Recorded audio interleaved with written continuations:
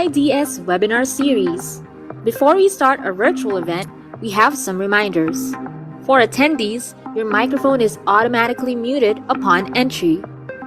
If you wish to join the discussion, click the Q&A icon, type your question, and click Send. For Facebook viewers, you may send your question using the comment section. Remember to keep your questions concise and direct to the point. We will screen all questions to ensure that they are relevant to the webinar topic and the presentation. The moderator will read the questions during the open forum and cover as many as possible depending on the available time. This webinar is being recorded and live streamed on the PIDS and SERPI Facebook pages. The recording will also be made publicly available on the PIDS YouTube channel. Thank you for joining us, and we look forward to your active participation.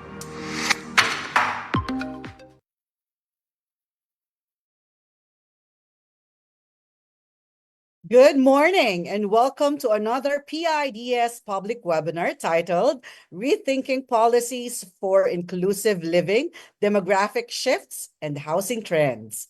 I am Melinda Quinones, your host and moderator for today's session.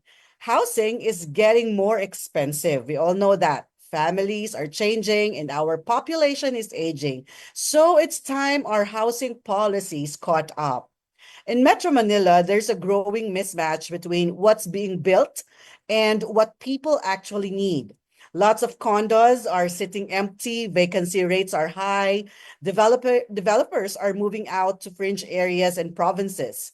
At the same time, more and more Filipinos are rethinking what home means, looking for bigger spaces, flexible setups, and stronger communities. The way we live is shifting really fast, so our policy is keeping up. In this webinar, we'll be diving into two PIDS studies that look at how these social and demographic changes are reshaping housing demand and supply, and what we can do to build more inclusive, livable communities. So we've invited experts and researchers to share their insights and practical recommendations, whether you work in policy, urban planning, or just care about the future housing in the Philippines. We hope this conversation gets you thinking and inspires new ideas. To formally start our program, let us welcome PIDS President Dr. Aniceto Orbeta Jr. for his opening remarks. Good morning, and thank you for joining us today for our public webinar titled Rethinking Policies for Inclusive Living, Demographic Shifts, and Housing Trends. Before we begin, I would like to acknowledge the presence of the following distinguished guests. Department of Foreign Affairs Director Mary Grace Villamayor, Department of Human Settlements and Urban Development Bureau Director Don Dieta, Development of Academy of the Philippines Corporate Concerns Center Vice President June Arvin Gudoy, Saganang Sakahan Director Daniel Agustin, and National Economic and Development Authority Region 3 Director Dolores Molintas, National Economic Development Authority Region 7 Director Jennifer Britannia, University of the Philippines Population Institute Director Elma Laguna, ID Insight Associate Director Mia Jong, People's Action for Community Development Executive Director Ben Takuyan, Kubo Modular Chief Executive Officer Sandra Zanzani, PAG-IBIG Fund Acting Development Manager Abigail Sangalang, PAG-IBIG Fund Corporate Development Services Vice President Karin Lee Garcia, PAG-IBIG Fund Public and Member Relations Group Vice President and Strategic Marketing Group Vice President Domingo Jacinto Jr., and PAG-IBIG Fund Operations Support Department Acting Assistant Department Manager Chris Albert Sio. I would like also to warmly welcome the representatives from the government, academia, private sector, civil society, and media joining us virtually today, as well as those watching through the live and SERPI Facebook pages. Across the globe and within our borders, the question of where and how people live has emerged as one of the defining challenges of our time. As cities expand, family structures evolve, and economic pressures mount, housing has come to represent far more than just shelter. It embodies the issues of equity, dignity, opportunity, and capacity to thrive in rapidly transforming society. In recognition of the scale and urgency of the housing challenge, the Department of Human Settlements and Urban Development, or the SUD, has launched the Pambansang Pabahay para sa Pilipino Housing, or 4PH project in 2022. This ambitious initiative seeks to construct 1 million housing units annually through 2028, with a dual aim of reducing the country's housing backlog and fostering the development of resilient and inclusive communities. Despite its aspiration, the program has encountered significant obstacles. The Persona briefing last year, the SUD acknowledged the difficulty of meeting its initial target of building 6 million homes by 2028. The shortfall highlights the magnitude of the housing crisis in the Philippines. A report from the UN Habitat further underscores the severity of the issue, projecting that housing needs will rise to 6.5 million housing units in 2022 to 22 million by 2040. Rapid urbanization exacerbates this trend. Population growth contributes to urban sprawl, strains basic services, and expands informal settlements. An estimated 3.7 million informal settler families reside in the country, half living in the slums and high-risk areas within Metro Manila.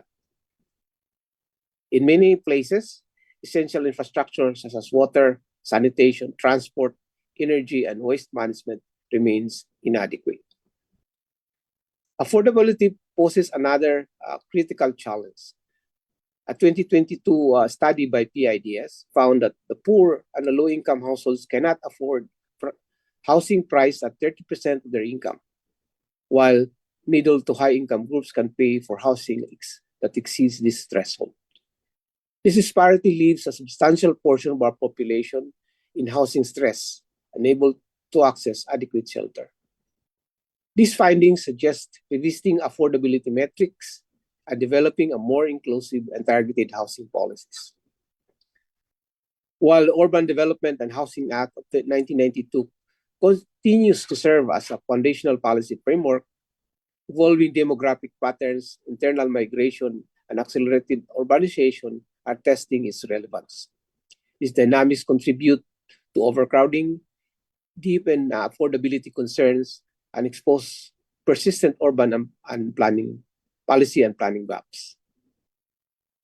Today's webinar highlights two studies that delve deeper into the housing dynamics in the Philippines. The first study, Demographic Trends and Housing Patterns in the Philippines, will be presented by PIDS Vice President Dr. Marifi Ballesteros. This study explores how demographic shifts shape the household structures and housing demand across age groups. It underscores the importance of accounting for household formation in estimating housing needs.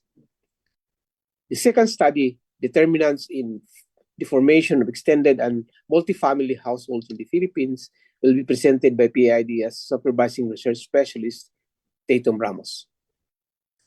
It examines the rise of extended and multifamily living arrangements in the country, linking the trends to cultural norms and economic pressures and limited housing options.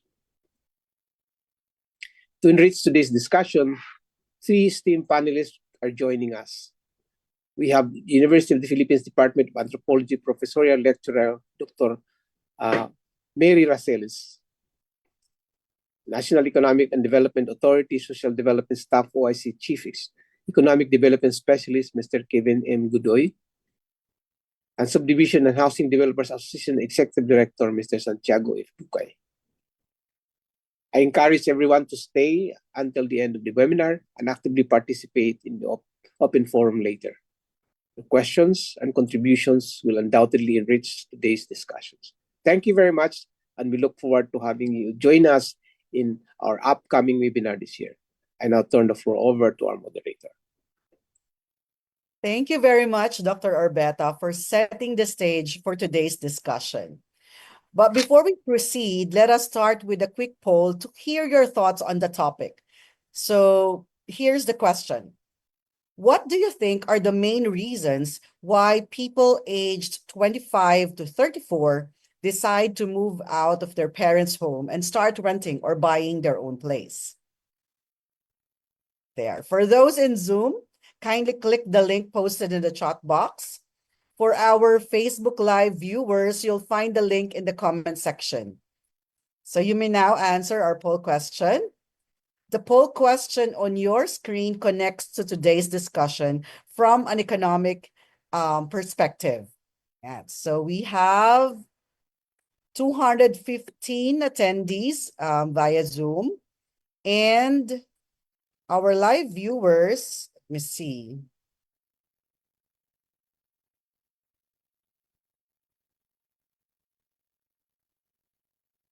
Okay, so we have quite a few live viewers on PIDS Facebook page. So we encourage everyone to take part in answering the survey.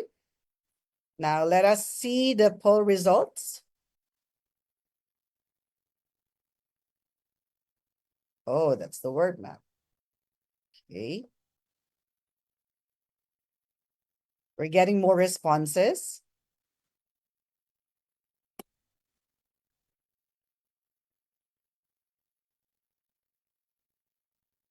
Independence is the biggest word. Okay, so I think that's the very reason, no? They want independence, and another is privacy. Independence and privacy. All right. So thank you for participating. Let's continue the conversation. No? Let us know your thoughts on online by using our hashtag PIDS housing, or hashtag housingph, or hashtag urban development, so that we can track how you are conversing among your friends and family members about this critical issue that we're about to discuss today. So now let us proceed to the presentations. The first presentation is based on the PIDS study, Demographic Trends and Housing Patterns in the Philippines, by PIDS Vice President Dr. Marife M. Ballesteros, Supervising Research Specialist Ms. Tatum Ramos, and Research Specialist Jenica Ancheta. So this study highlights the need to align housing strategies with demographic trends, emphasizing how population dynamics, the housing market, and wealth distribution collectively shape housing demand. So today we are honored to have PIDS Vice President Dr. Ballesteros as our presenter. Let us all give our attention to Dr. Peng as she begins her presentation.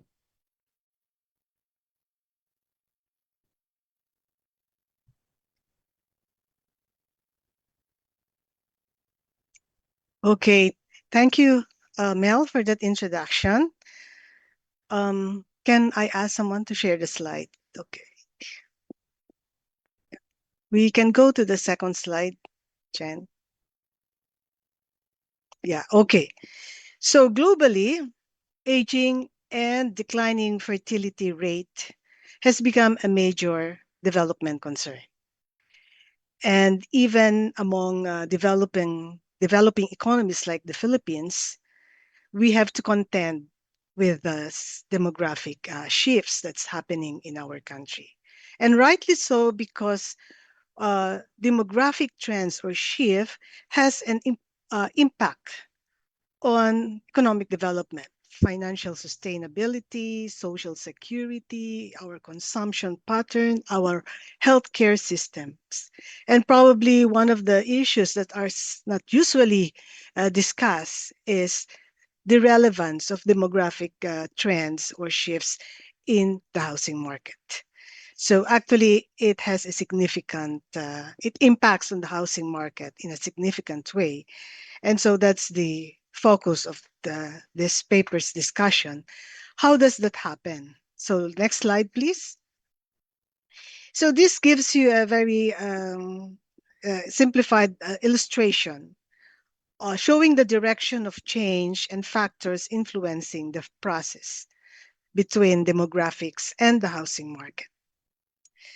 So demographic trends actually arise from social and economic factors that influence the behavior of individuals with regards marriage, with regards having children, uh, labor markets, and as well as actually advances in science and technology, which contributes to the um, improvement in mortality and longer lifespan.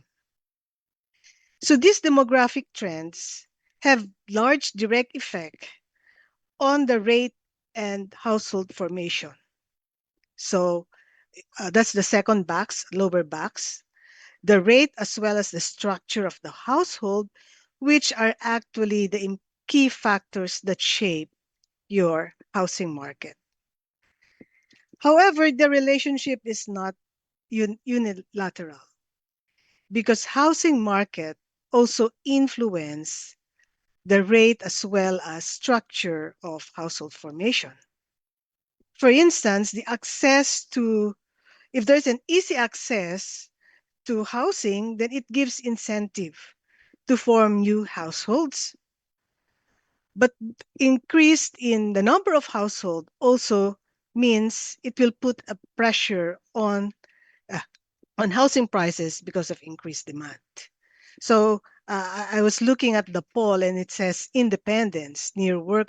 So these are reasons why uh, young adults, working adults, move out of their homes. But that might not be that might be easier said than done because you have to contend with what is the where you're going to go or what is the housing that's available for you in the market. So this relationship between household formation, demographics, and the housing market is actually they interact with each other. The other thing to note is that aging and rising life expectancy, as well as probably decline in fertility, has a direct effect not only in the demand within the population group, which is your elderly cohort, but it also impacts on the housing choices of different age group. What does this mean? So this means that aging affects not only the housing choices of the elderly, but it will also affect intra-housing decisions. So very important in housing policy because housing policy affects the housing market affects also household formation. So these are how this is the flow of influence or of uh, in the relating demographics as well as housing. So next slide, please.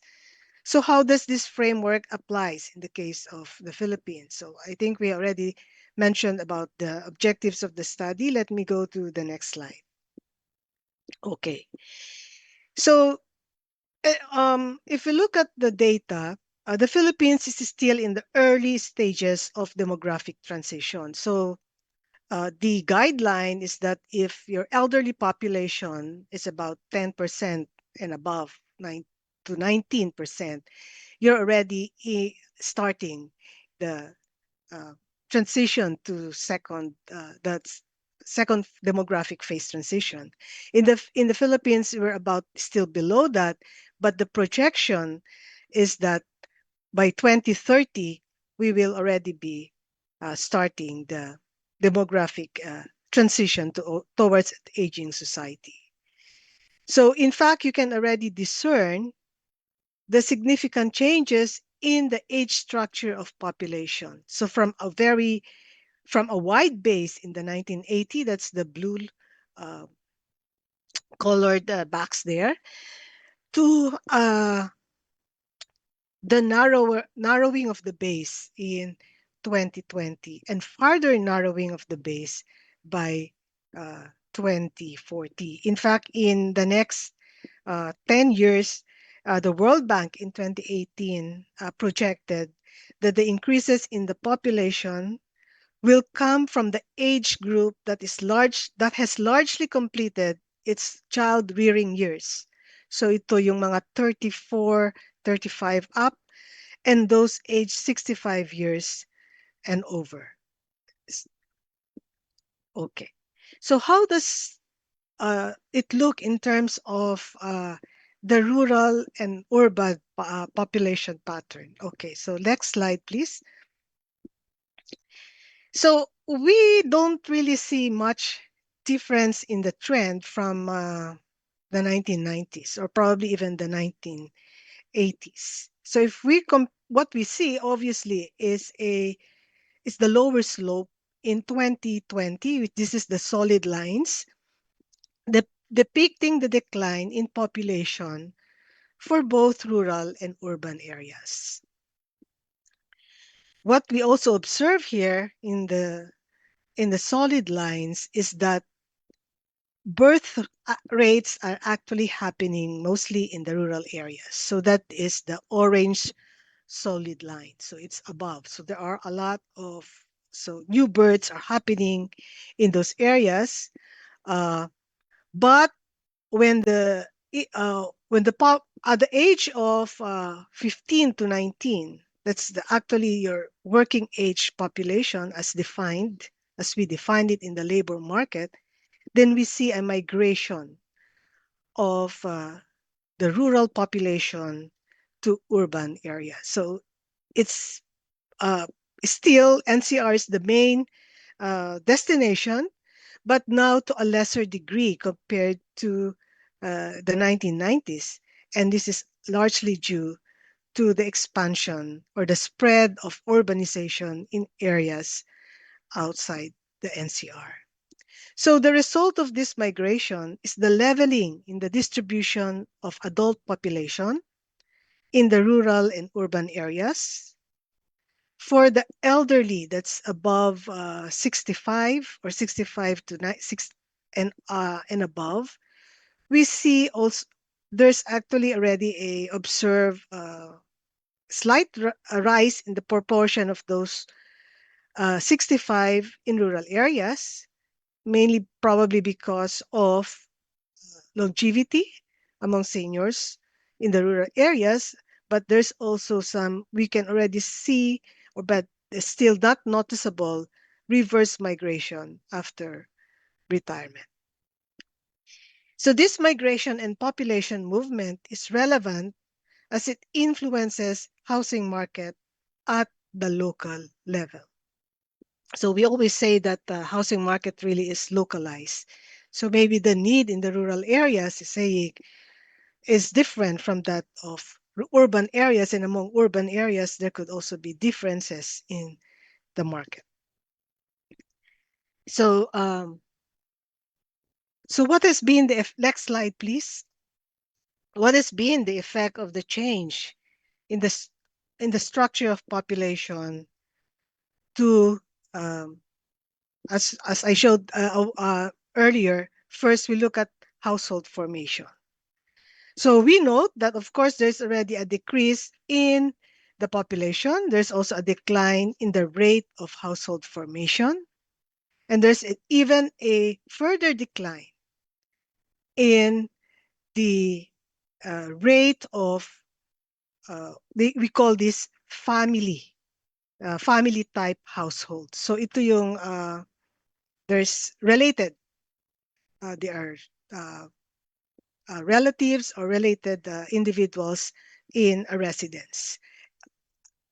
And actually later on, we will show that non-family type households like living alone, living with non-related persons are on the rise. And these are actually responses to both the demographics as well as housing market dynamics. Next slide, please. So when we talk about new household formation, this is where actually we see what is the rate of new household formation. Because of course, if you're already married or a separate household by the age of 25, then it's expected that by 40, 50, you will also be already a household. So what we're interested in is the formation or the rate of formation of household among young adults.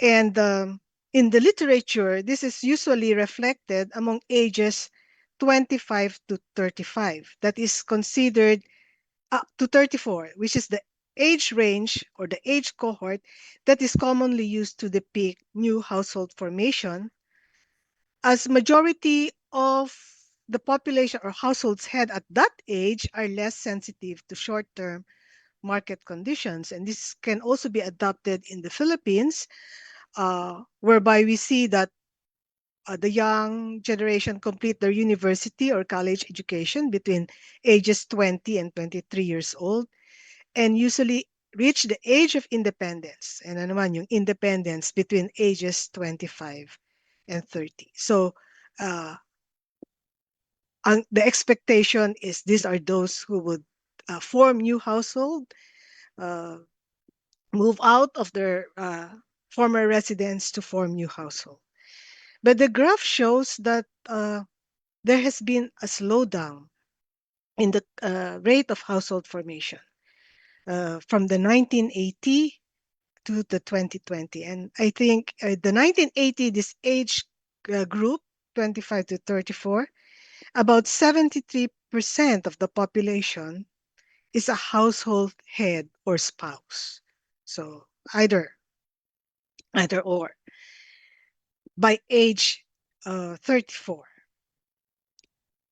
Uh, in 2020, the same age cohort, only 59% of population is a household head. So we see a slowdown in the rate of household formation.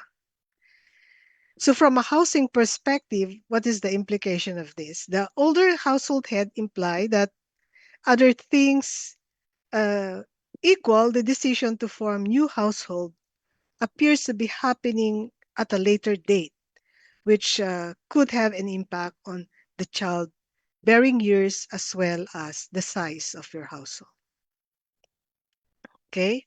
And also, of course, your demand for housing. Uh, okay. The next slide, please. I think if we really look at demographic shifts as well, expectantly, because fertility rates are declining, are lower, then that's the expected effect in terms of the household structure. The size of household are lower, and effectively we see that in the data. But actually, we still have a third of population that's living in household of size 6 and above. So despite a significant drop in the TFR, your total fertility rate from the uh, you still see that there is a large uh, uh, there is a significant at least 30% of household that are of population, I mean, that live in a bigger household, and that's both urban and rural. In this is the actually the dynamics is different in the 1970s 80s, because at that time there's this study by Steiner that looks at bigger households in the urban area because of the migration. But apparently there is now a leveling off, and we see that this is both an influence not only of the demographics but also the housing market. So okay, next. So although, yeah, so here we see the interaction between demographics and the housing market. So we see that there's still a significant number of household or population staying in bigger household, but there is also a preference for small size households in both rural and urban areas. And we see this as a response actually to more affordable housing. You need smaller the units are small size. Even apartments now are small size. They because it is more affordable. But to address that as the housing size, it means you also have to have smaller households. So there could be preference only for one or two people staying in the household. And this is also implication on the type of household that is being formed in recent years. So there is a lot of uh, sharing, shared housing that is uh, happening. So the shared housing can either be living in with more relatives in a bigger household, living with unrelated or non-related house individuals, or living with only one or alone or living alone. And next slide would show you that you have rising. This is reflected actually in three aspects. One is the rising, the increase or the rising preference for living alone. That's one. Then there is the rising extended multifamily household, which is another could be another response to housing constraints. So shared household, and the rising uh, residency of non living together of non-related individuals. Okay. So while and this is shown, next slide please, in all for all age group. So there, while the nuclear families, this is the orange colored bar for the 25 years old, is still dominant for the younger cohorts. We see that there's a rise of living alone among these ages, as well as and this actually the proportion of nuclear families actually is reduced as you go older, and a rise in the extended family. Okay. The other next slide, please. Uh, the other um, aspect that we see in terms of the dynamics of uh, demographics and housing is that space sufficiency. So although we have improved the housing space per unit over time between 2010, at least in the last decade, there, there is still a, um, the the space sufficiency is still a constraint for big size family households. And that's why it is lowest in the case of extended and multi-family household. And it also shows that there is still a significant about 35% to 40% of household that is living in a congested situation, whether for all types, whether you are in nuclear, extended, or multi-families household. So yung mga alone lang and non-related, this is where there is an improvement in space. The next, in terms of a coping strategy that I think is also shown in this longitudinal study is that there is an increase of percentage of workers in that work in place different from their place of residence, and that is actually rising even for NCR, and 28%. This doesn't include foreign and working in foreign countries, as against 17% in 2000. So in just a period of 2 decades. So this implies that either the arrangement could be you're going to your work in a temporary housing arrangement in the areas where you work or places of work, or you commute to your place of work which is uh, actually we see that with a lot of probably issue through the motorbikes, through the availability of motorbike systems. So um, but there is also, of course, a social implication of this, because it means that your children are left to your relatives most of the time. There is less quality time with the children, because you cannot find a place in the city where you can accommodate a family type household. So next, okay, so so we try to estimate what is the demand for home ownership, and indeed, we just use age as the predictor of the quantity of housing demanded. This is not to measure the true coefficient of age, but really to assess how changes in the age structure would impact on aggregate demand.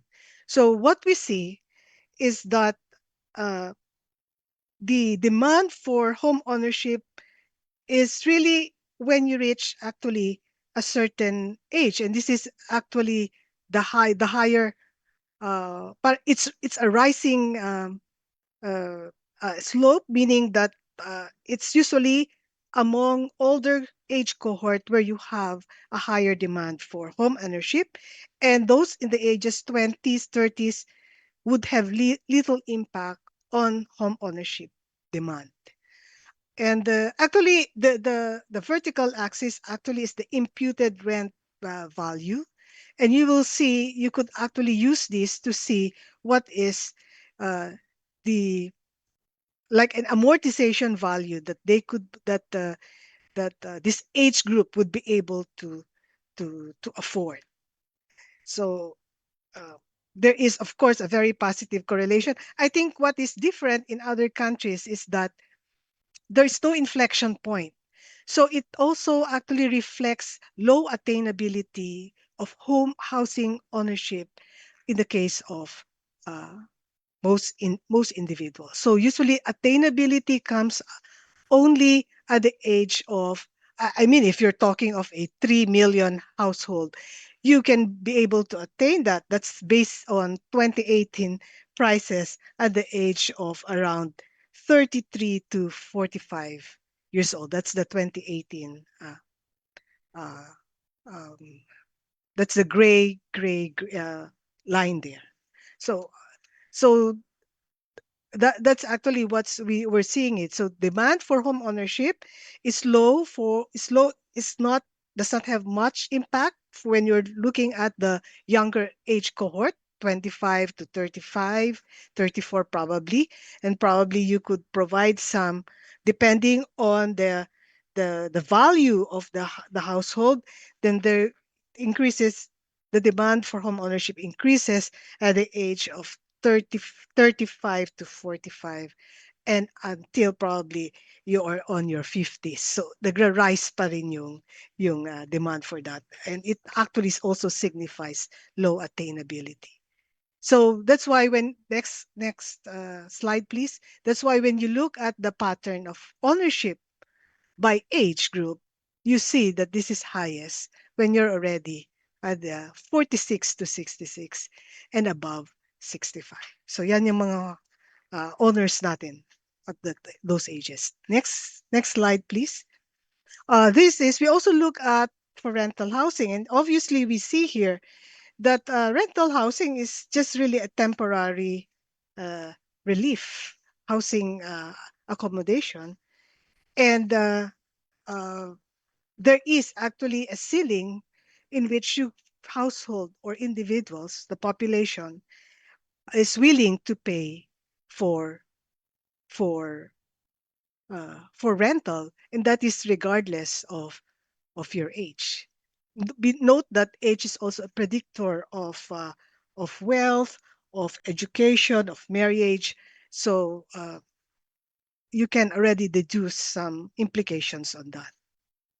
Okay, and I think this my last slide. Next slide, please. Conclusion. So the Philippines is actually still in a demographic sweet spot. We have more working adults, which is actually good for economic development. So about 64% of Filipinos are between the ages 15 to 64. And therefore, this is actually an opportunity for government to come up with some kind of a framework on how to serve the needs of this population, the housing needs of this population. Shelter inadequacies can hasten the Philippine transition to aging economy, as limited access to decent housing would affect household formation and decisions to having children. So it can be a constraint for you to have children, so that affects fertility. It can also be a constraint for you to move out of your household, and that could affect you decision for the rate of household formation. Yeah, okay. That's the last 2 points is that the housing problem in cities actually can endanger, especially of the working population, can endanger family institutions and can cause psychological children have impact on children's psychosocial development, which could be a cause of rising health and social problems in society. And actually this uh, shifts that we are looking at is a call for government to act on the housing problem. We have a rising backlog in the midst of, I should say, oversupply of condominiums and problem of vacancy rates in public socialized housing. And therefore, the question is, are we doing the right thing in terms of policies? So that with that, I will end my presentation and move to the next paper. Thank you for listening. Thank you so much, Dr. Ballesteros.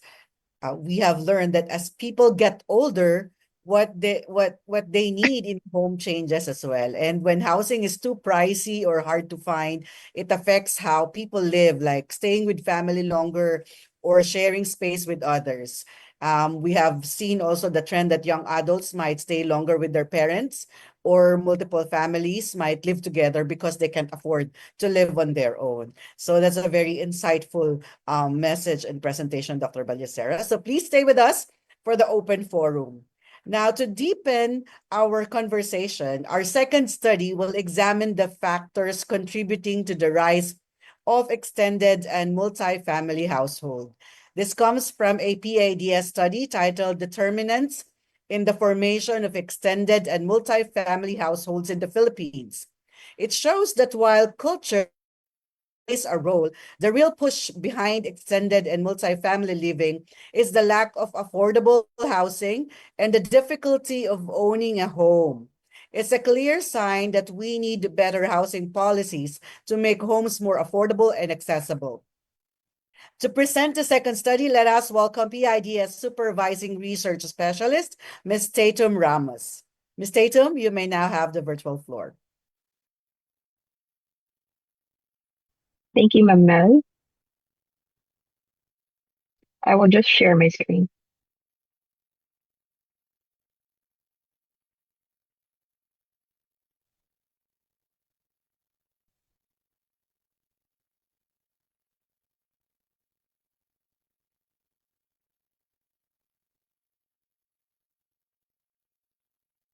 All right. So for this presentation, first of all, good morning, everyone. For this presentation, I'll be focusing more on the extended and multifamily households, and this this focus is being made because of what we've seen earlier, that households have been veering away from the typical composition of household head, spouse, or a child. And as seen in this figure that was also presented earlier, um, there is a significant proportion already of households that are extended and multifamily. So in 2020, around 28.8% of the households in the Philippines were already in this household type. And if we examine further the extended and multifamily household type, we can we can divide them into three classifications. The first one is wherein the household head lives with the own family. So the head is joined by a spouse, son or daughter, and a relative outside of the own family, and possibly a non-relative. And then there's another classification wherein the household head lives with a root family. So the head can be joined by a parent, a sibling, a relative outside the root family, and possibly a non-relative. And then for the third classification, we have a householder living with other relatives. So the head is living with a relative who is not part of the own and the root family. And also he or she could be living with a non-relative. And if we look at the components of each of these classifications and the corresponding sizes, typical sizes or average sizes, we are seeing that the first classification has the highest number of members. And we think that this is because of the presence of a son or a daughter. So it can be that the son or daughter has decided to stay in the parental home, or if they did leave the parental home, they have come back, or they have decided to join their relatives in a household to, for example, help or gain support in growing their own family, or to be able to gain support as well in terms of um, payments of living and housing expenses. But this is only an assumption, and our team wanted to um, actually um, determine the factors that contribute to these extended and multifamily households. And we did this by conducting a study last year.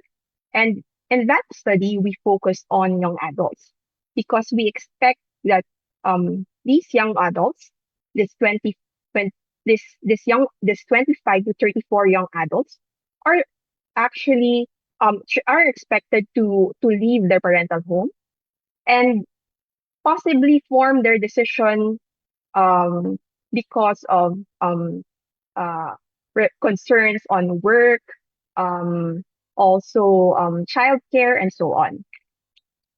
So we try to look into these factors by undertaking regressions. So I will be presenting two of the regression models that we developed in the study.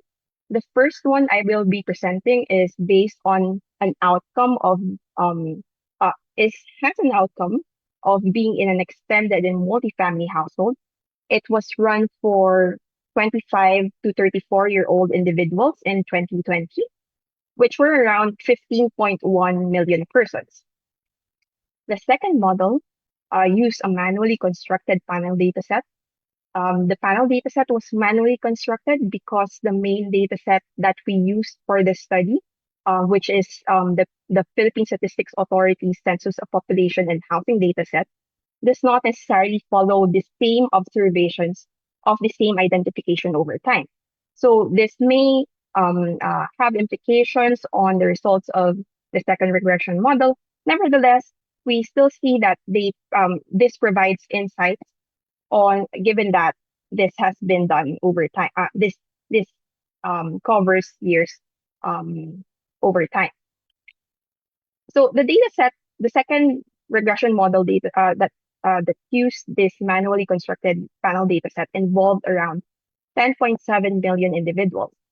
So the 25 to 34-year-olds in 2000 were thought to grow older to 35 to 44-year-olds in 2010, and subsequently 45 to 54-year-olds in 2020. And the outcome for this model is the proportion of those in extended and multifamily households. Now, in this slide, we just want to show you the equations that were used in each of the models, but and most especially the variables that were plugged in. So in the first model, which is the 2020 model, this is actually a multinomial logistic regression model, and it used variables that are related to socioeconomic and environmental factors. The socioeconomic factors include an individual's sex, marital status, whether the individual is living in a household with child, an elderly, the individual's wealth, estimate what the status of the working status of the individual, class of work, place of work, education, religion, ethnicity, housing tenure, and also financing of the housing unit. The environmental factors include residential construction price, whether the individual lives in an area that is urban or rural, and uh, actually most of these the data on these variables um, were based on data from the PSA. But the last one, which is the local government unit quadrant, is based on data from the local government academy. So they have classifications of local government units or LGUs as in terms of performance and capacity. And if we look now at before in the second model, the 2000 to 2020 model, we tried to control for entity and time fixed effects, and it shows we actually used similar variables as in the first model, but there are some differences, like sex was excluded as an independent variable because it was used instead as one of the characteristics differentiating the observations in the creation of the panel dataset. Miss So, Tatum? yes. Miss Tatum? Yeah, I'm sorry to cut you off. Sure. There's a black box covering part of the screen. It might be the Zoom chat box. Could you please hide it so that we can see the full slide? All Thank right, let me you. just check.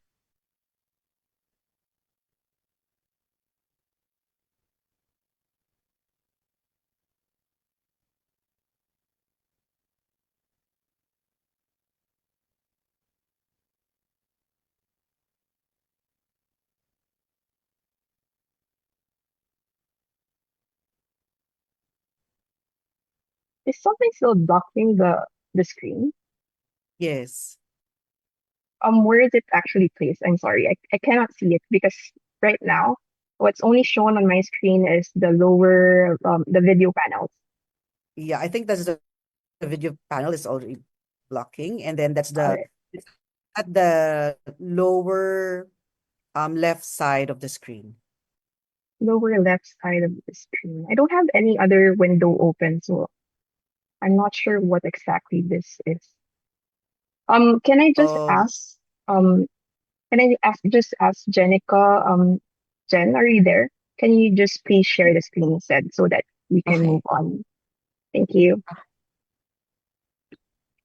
Thank you. Thank you, Mamel.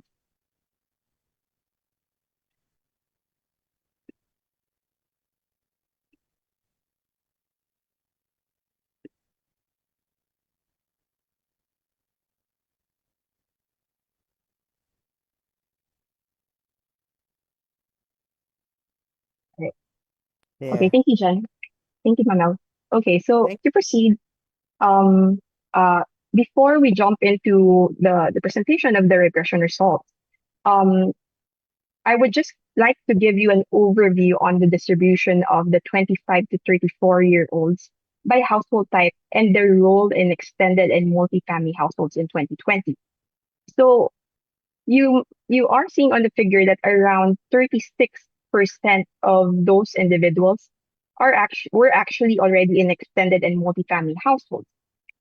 And out of that subset, only around 18% were householders. So this tells us that there were already many of the young adults living in the extended and multifamily household type, and also that they may not have the capacity to become householders, or may not be able to afford their own housing, which is why they joined this household type. Next slide, please.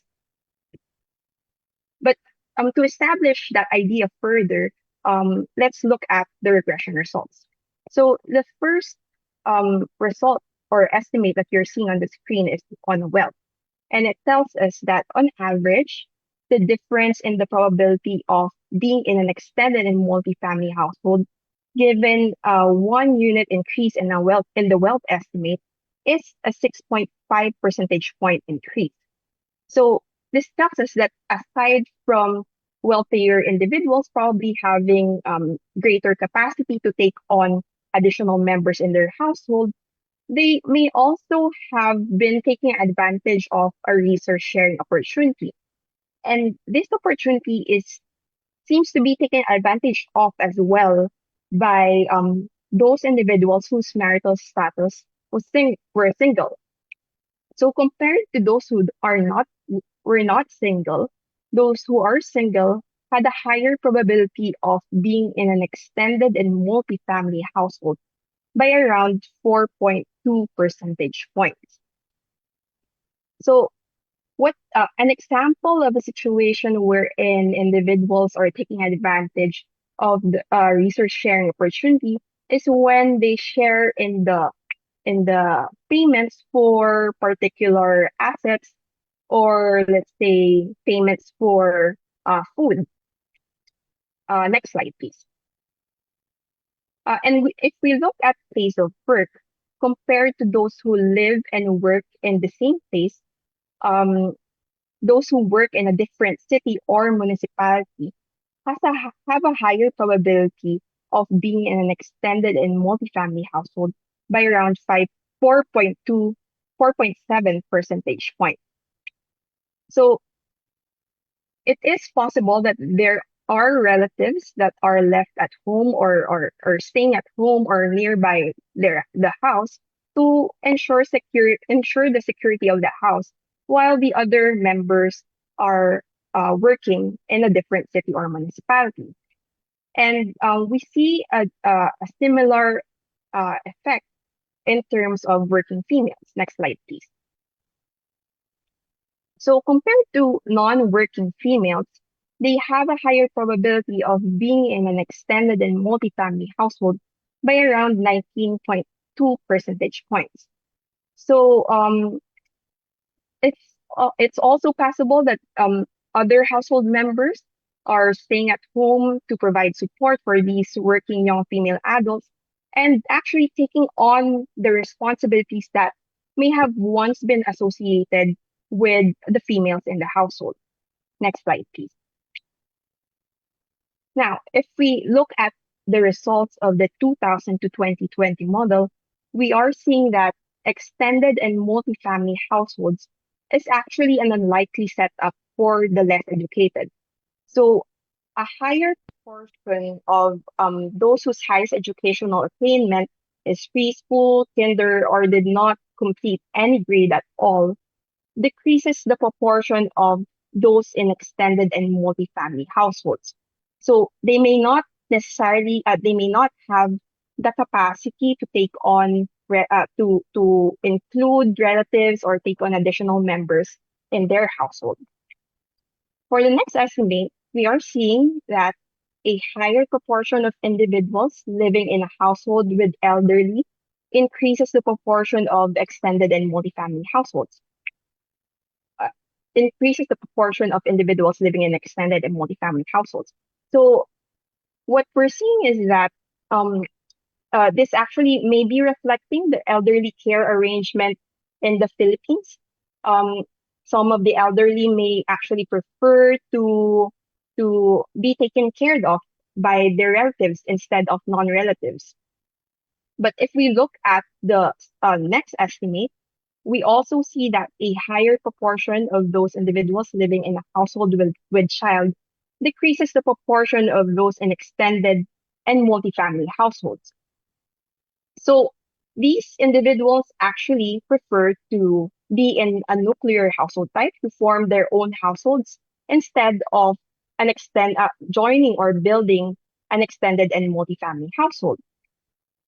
But if we look also at the next estimate, wherein we take into consideration the residential construction price with the variable on individuals having a living in a household with child, we see that the impact or that preference switches from a nuclear one to an extended and multifamily household.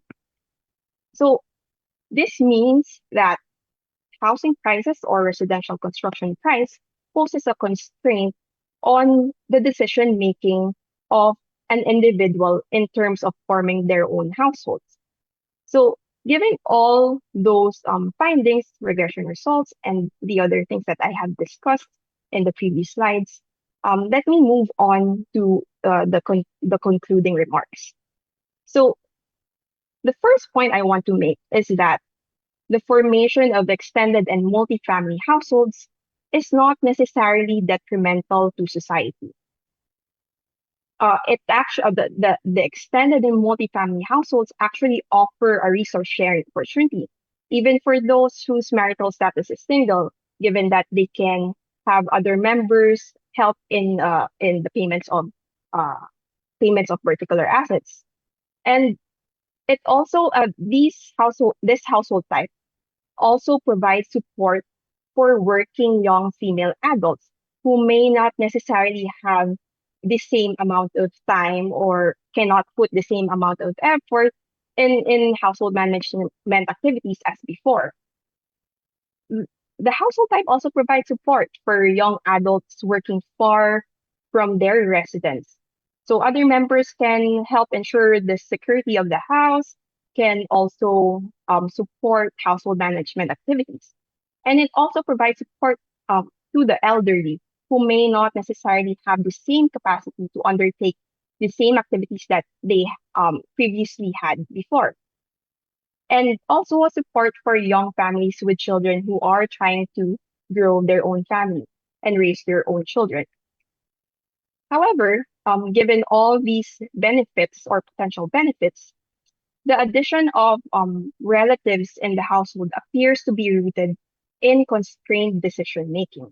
So we saw from the findings that young adults had insufficient capacity to become householders and afford their own housing, which is why they have joined or built these extended and multifamily households.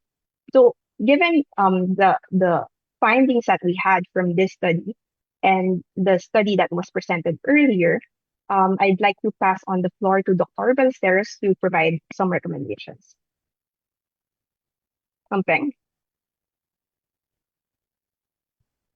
Thank you, Tatum. Yes, this is just last two slides for us. Yeah, I think aside from the fact that multi-extended households or resource sharing, it's not really that's the positive or the benefits part of it, but the other side is that even aside from it being based on a constrained decision making, it has also led to deficit to space problem congestions. Okay, so what is our policy recommendation? This is for the two studies because they are related. So first is our response to I think the way we respond or government respond to backlogs have always been on production. Yeah, and it has actually been a justification to increase budget for production of housing. But is it really a quantitative issue or is it a qualitative issue? We say backlog and all that, but we see that there are different ways of dynamics. So when I say qualitative, maybe what we need is probably look at urban renewal at, uh, programs. There are a lot already of CMPs around, but still it's not well developed, and it could be actually developed so that they can be further accommodate more housing. Or maybe what we need is a better estate management. So have we really considered these options beyond just producing housing? The second point is that government really has to address low attainability of housing in the country. That actually we have one of the lowest. And I have emphasized this in the earlier study that we have on housing affordability. So what really drives land and housing prices? Uh, we the study in 1993 by the World Bank is, I think, still uh, relevant up to this time, especially for land. And that is, they're saying that it's actually speculative in a sense. Um, so I believe that these forces are still at play, and this is actually reflected in the high cost of developed land, even for lands that are already been zoned as urban. Because we were saying, it's conversion, but even for zoned urban lands, there is still a high cost of development. So, what do we do, or what could be the measures to address this?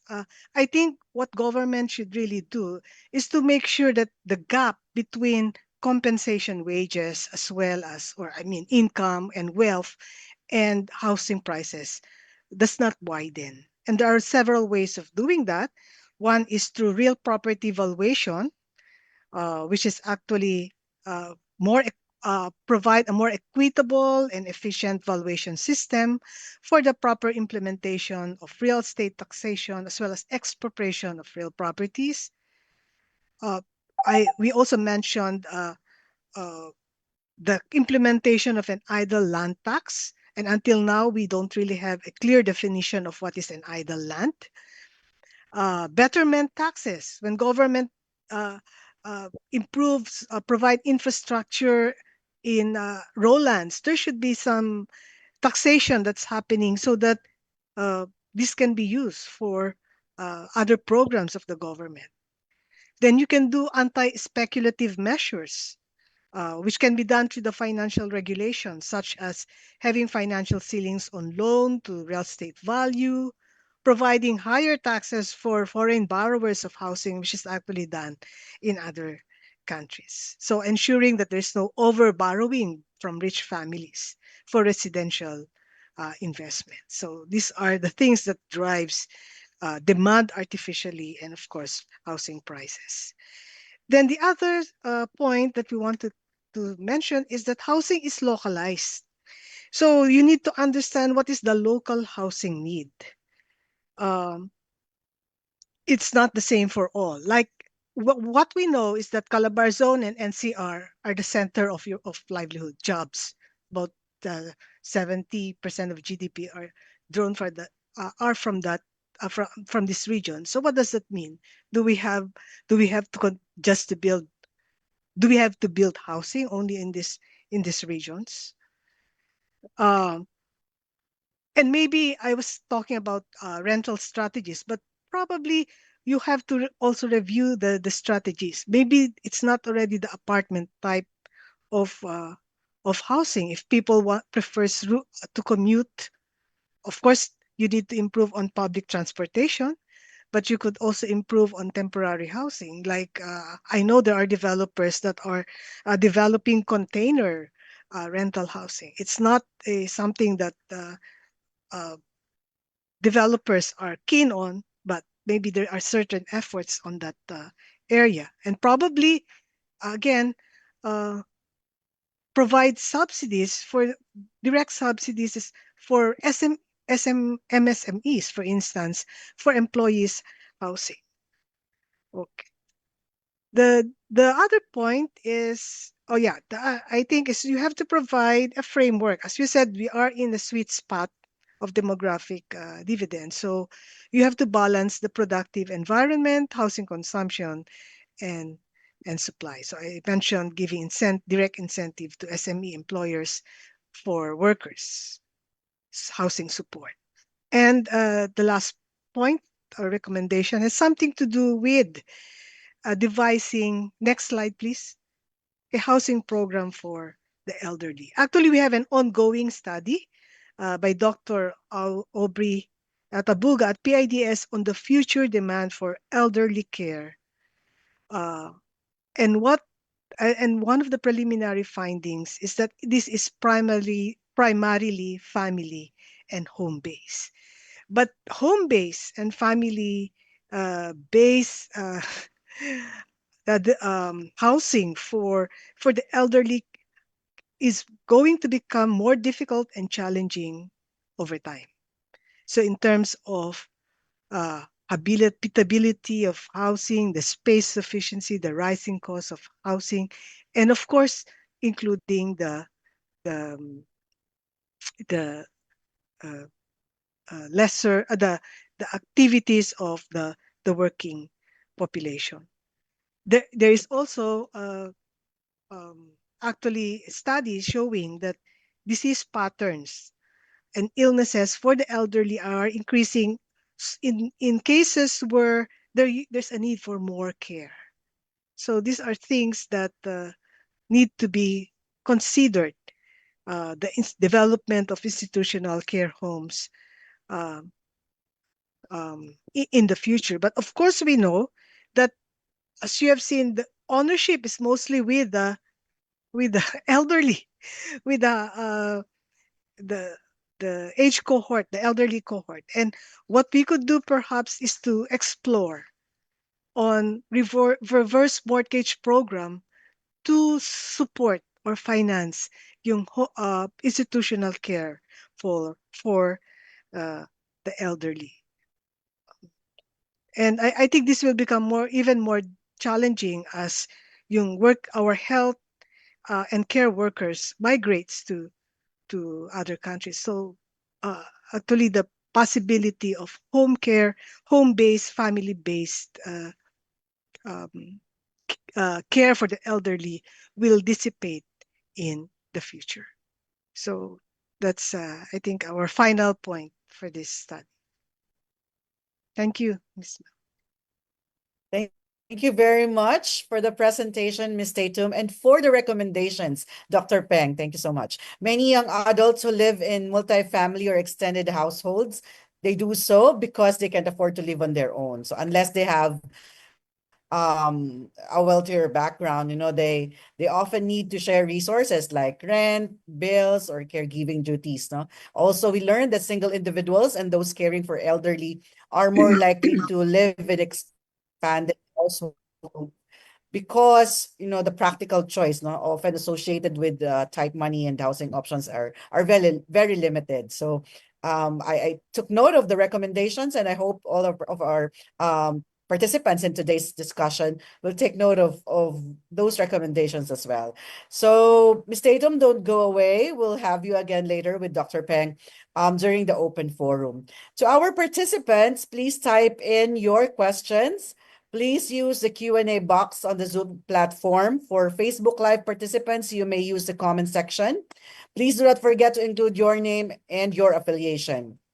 So for our Facebook Live viewers, we are giving away e-certificates. Stay until the end of the discussion or use our replay on demand feature to watch this webinar later and earn your certificate.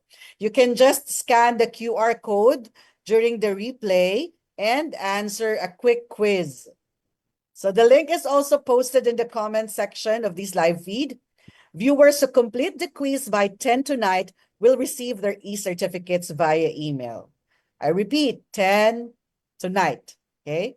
So meanwhile, for those who are watching here on Zoom, you will also have a chance to get your e-certificate through answering our feedback survey at the end of the program. So once you complete the form, the e-certificate will be automatically generated for you. So make sure to stay tuned and don't miss it. Please feel free to share our webinar link and let us know your thoughts. Use hashtag PIDS Housing, hashtag HousingPH, or hashtag Urban Development so we can track our conversations.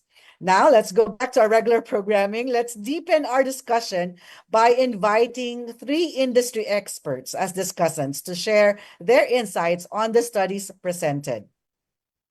Our first discussant is a sociologist and anthropologist who has held key roles at Ateneo, University of the Philippines, UNICEF, and the Ford Foundation.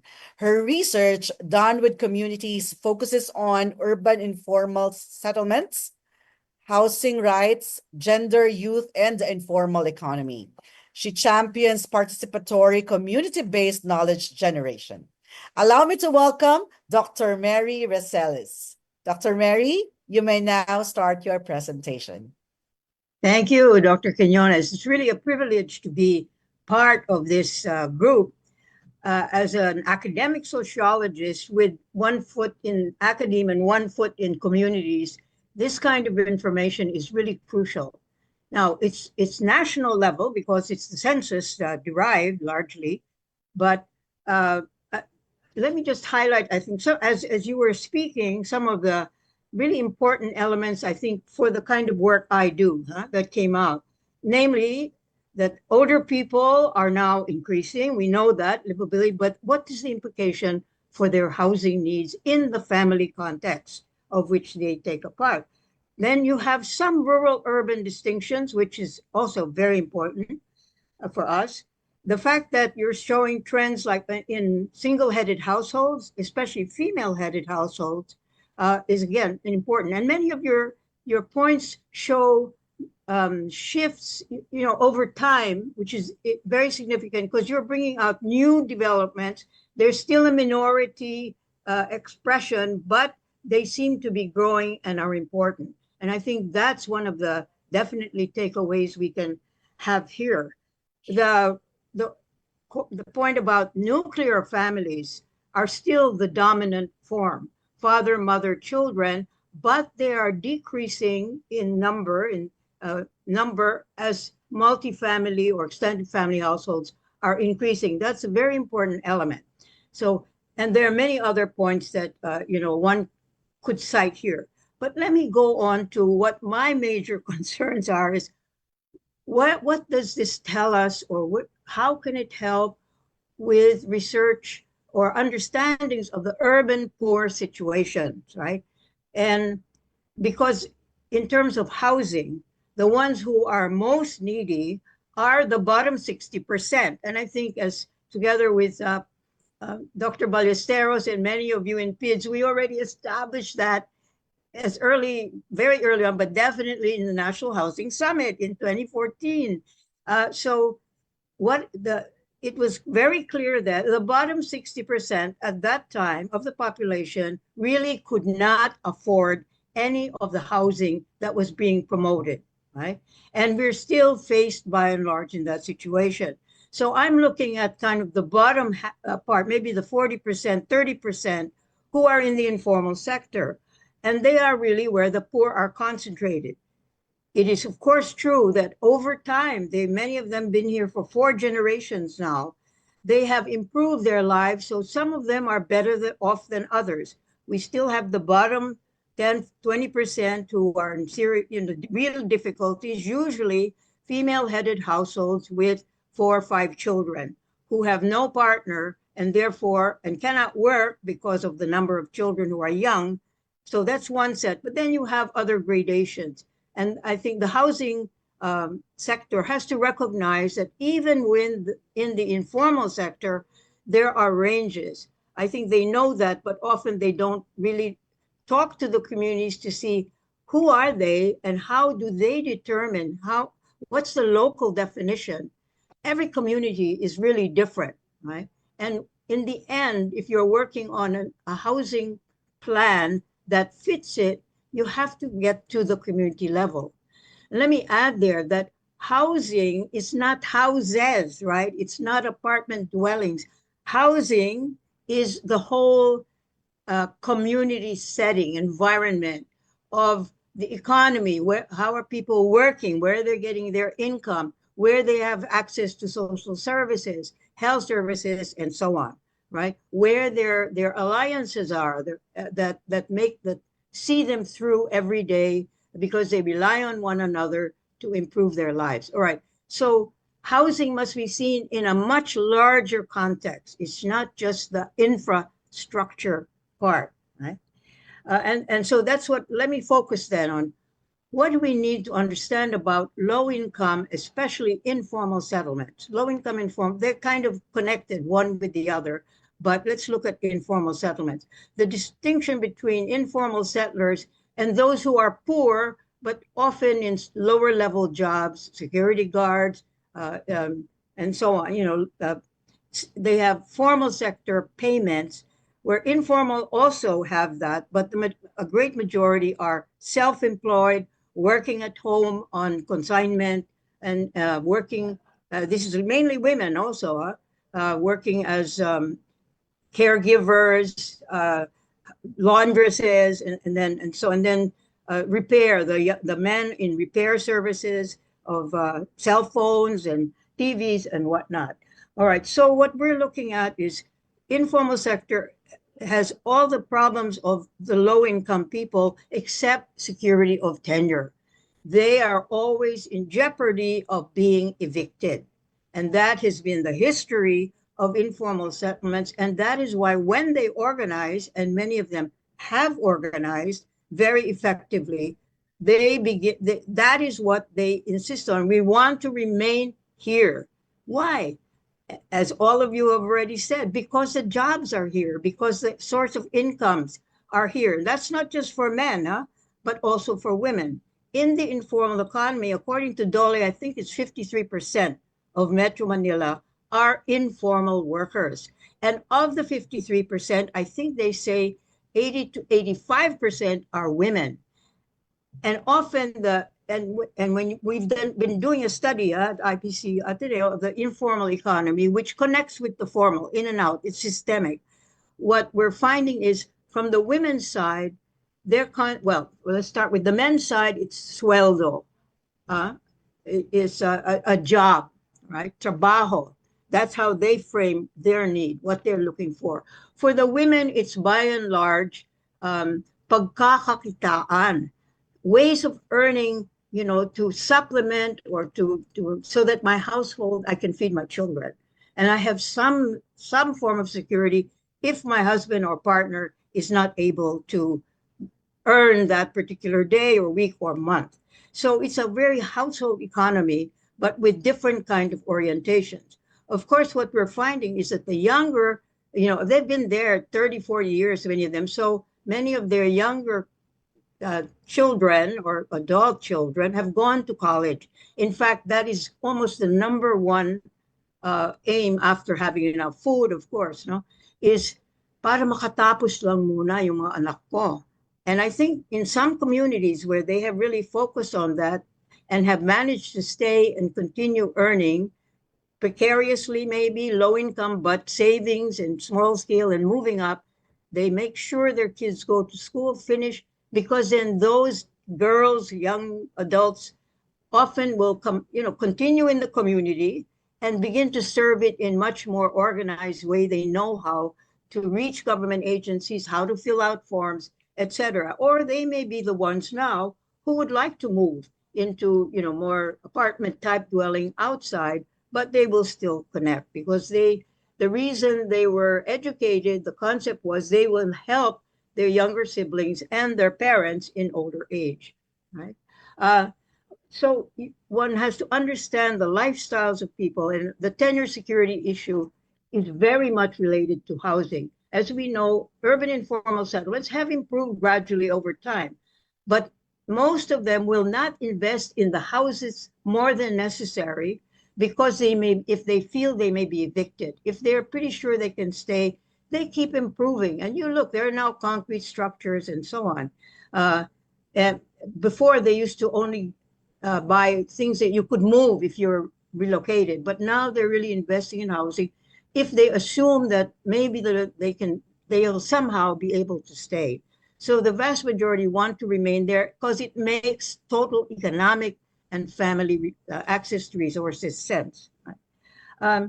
So in this, one has to look at, one thing is, even though your study, of course, was not set up to look at particular the bottom 40, 50%, I hope that the next time when you carry this for more studies, you will begin to disaggregate by social class or by income classes, but also by levels of poverty within the so-called poverty sector, and by age, because it's the age that is now making a difference in the young people who have better education than their parents.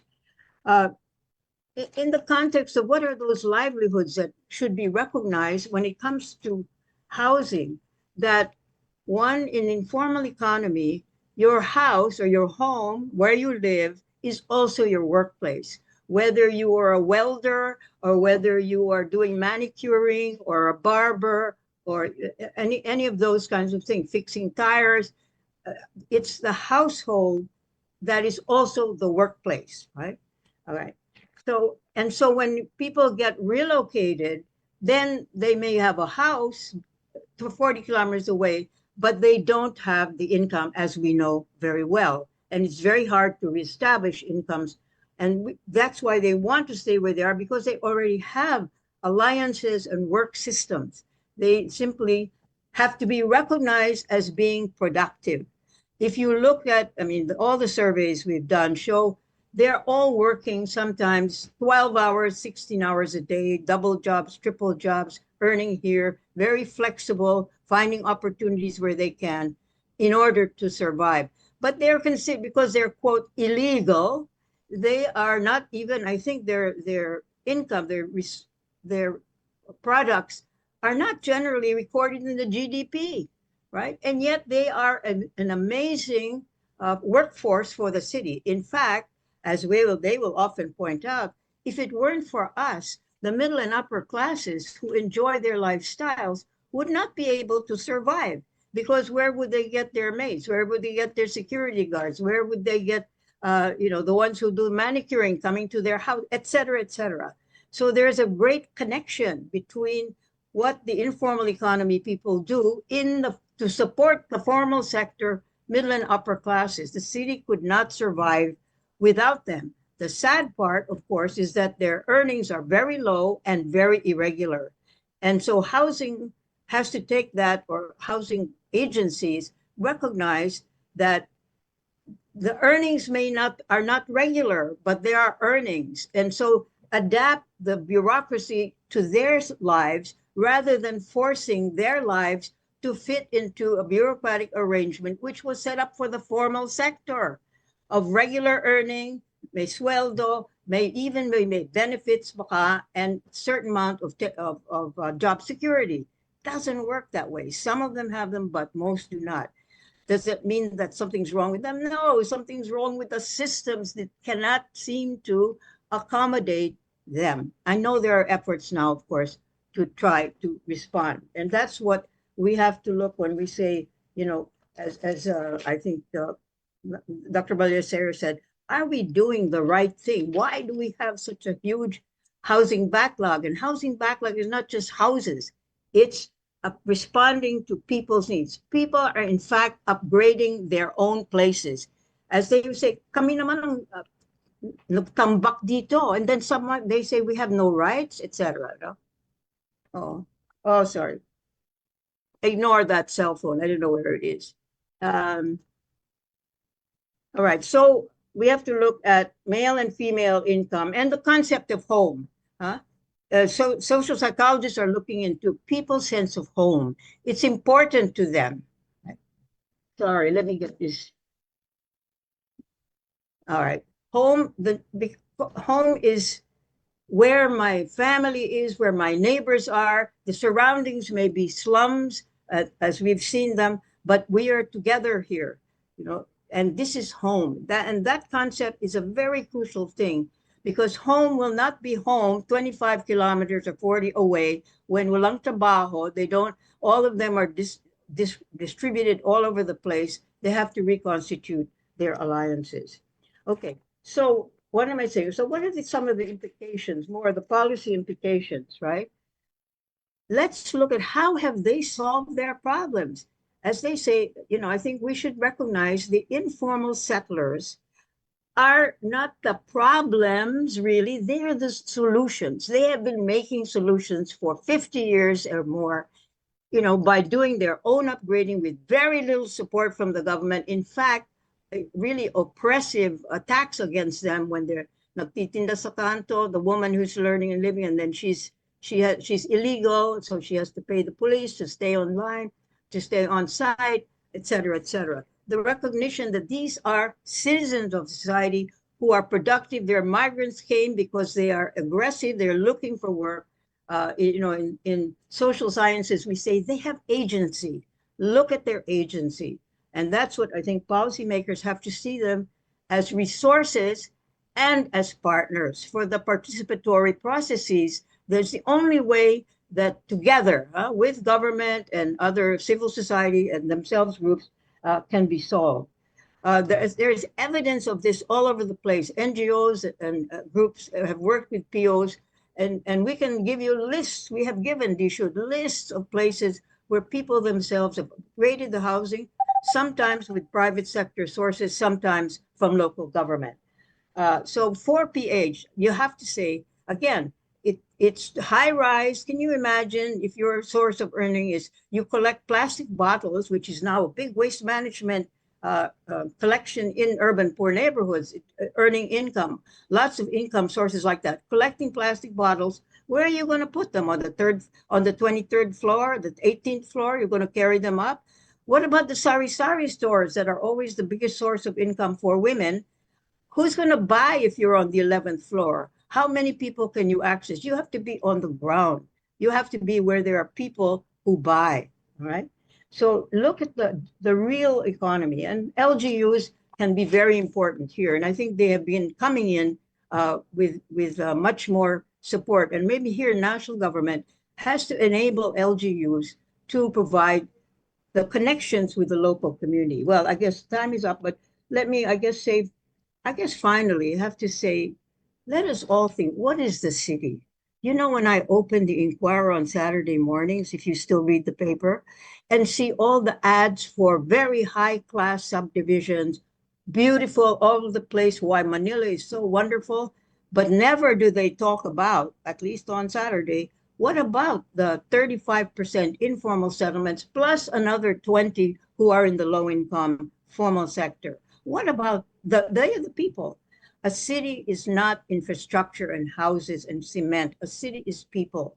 And one has to understand it. There are people who are citizens who are striving, but one has to listen to them. I was very glad, I'm really closing, that Dr. Roberto at the beginning, I think, said, monitor, monitor, monitor, or well, somebody said that.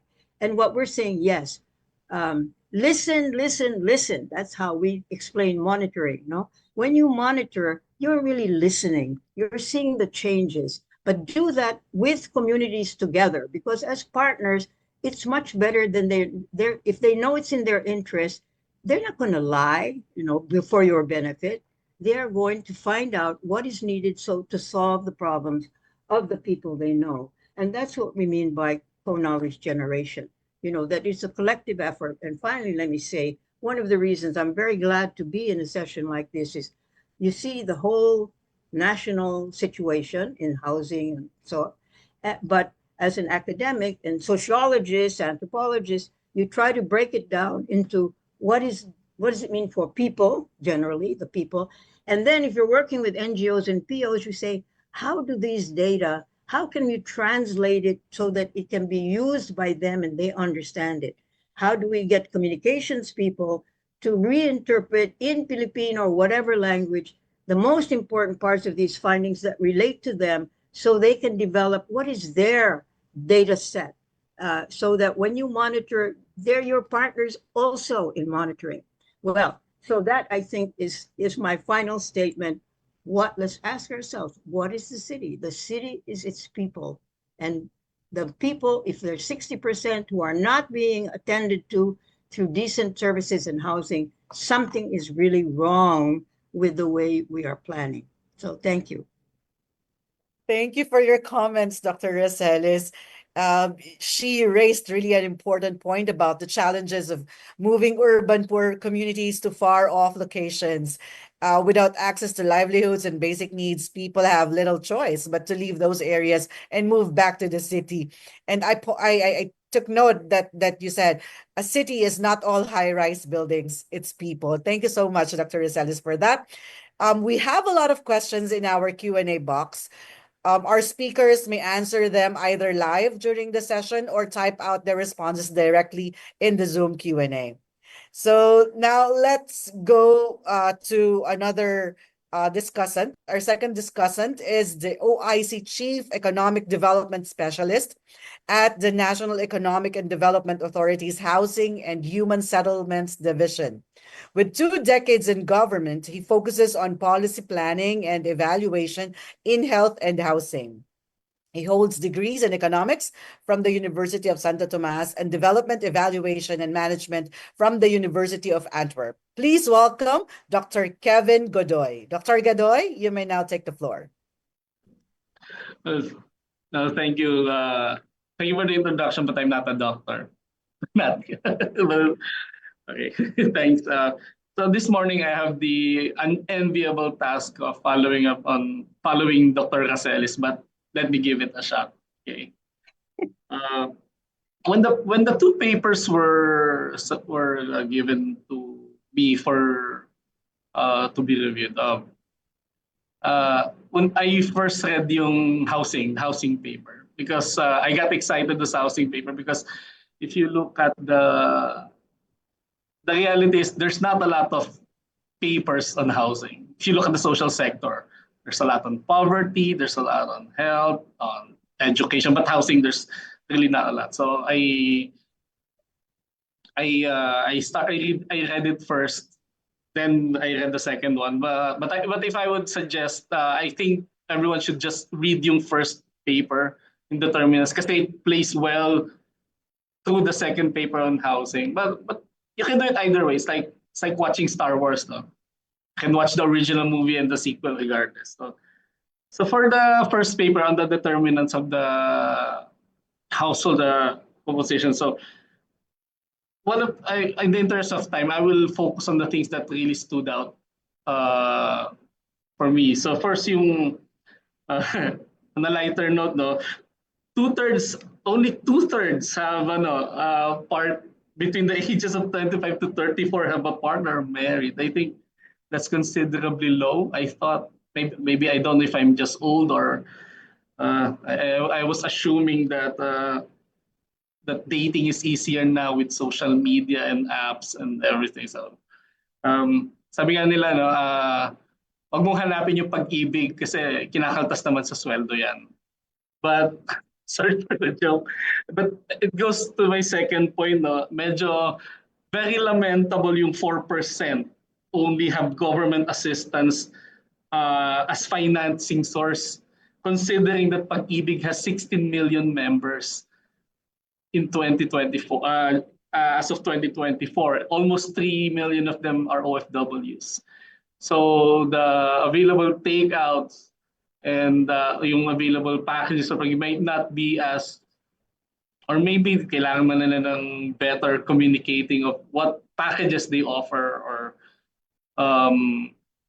like for example, they have the affordable housing for minimum wage, they have their standard, plus they also have I think last year they lowered it to yung they have for a limited time they offered their so I think they need to have a better way of communicating yung services that they offer, especially to their members. Another thing that stood out is that 47% live in a different province or city where they work. They live from where they work. When I was younger, a lot younger, the conventional thinking was we need to decongest Metro Manila. Decongest Metro Manila, build business districts outside of Metro, which is not technically the false, but it shouldn't have been the be all end all, because we built business centers outside Metro Manila. We have Clark, we have Cebu, Metro Davao, Cagayan de Oro, even Iloilo. But do you think Metro Manila was decongested? I don't think so. I think a big part of course, we should still develop hubs and economic activities outside Metro Manila. But I think the real long-term solution for this is transport. I believe transport, because if you're working, for example, if you're living in Bulacan, you should be able to go to your work in BGC or in Makati and not have to take you 2 to 3 hours one way. Diba? For example, so it will not, kumbaga hindi ka ma-force to actually pay for the inflated residences in BGC or in Makati, because you can actually go back and forth. So that's one of the key solutions that we think in terms of yung why people do not live where they actually work. And that's another big thing that surprised me on the study. Yung working versus non-working. Kasi yung probability of females is 19% and just 8 for me. Actually, the 19% didn't really surprise me as much as the 8% only for males. Yung percentage points, yung probability of them if they're working. No? I think it reinforces a lot of, parang it confirms a lot of the gender stereotypes that we already have in that sense. Kumbaga, like in the NEDA study that we have in 2019, obviously yung female labor force participation is associated, yung decline niya is associated with marriage and childbearing, all female. And that certain fields still prefer men. Even yung mga digital technology fields are still male dominated. And I remember there's this study in Spain where they took like 80,000 samples of small business startups. No, they find that female entrepreneurs who start a business are less likely to ask loans kasi because for female entrepreneurs requesting a credit, the probability of obtaining one in their founding year is significantly lower than their male peers in the same industry. And they also, even though they observe that women-led companies that receive a loan on their founding year are less likely to default compared to their male-led businesses. So I think that's the reason why we're seeing this kind of gender gap when it comes to bakit 8% lang, and not because maybe these male-dominated industries they pay higher just because they're male. Then on education, another thing is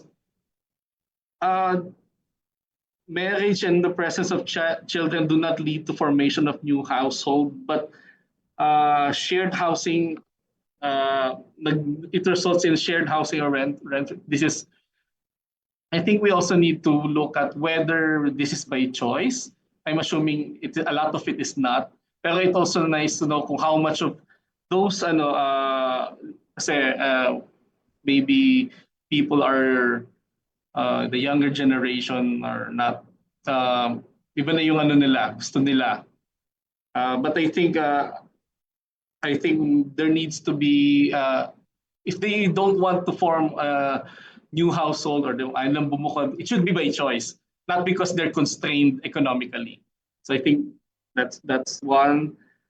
And dun naman sa housing, dun na paper on the housing trends, what stood out for me is yung I have to admit a lot of the findings were already enforcing a lot of the things that we know on the housing sector. Pero it's nice to know na, for example, yung slowdown in the owner amortizing status is actually, saan siya napupunta? Kasi bumababa siya eh.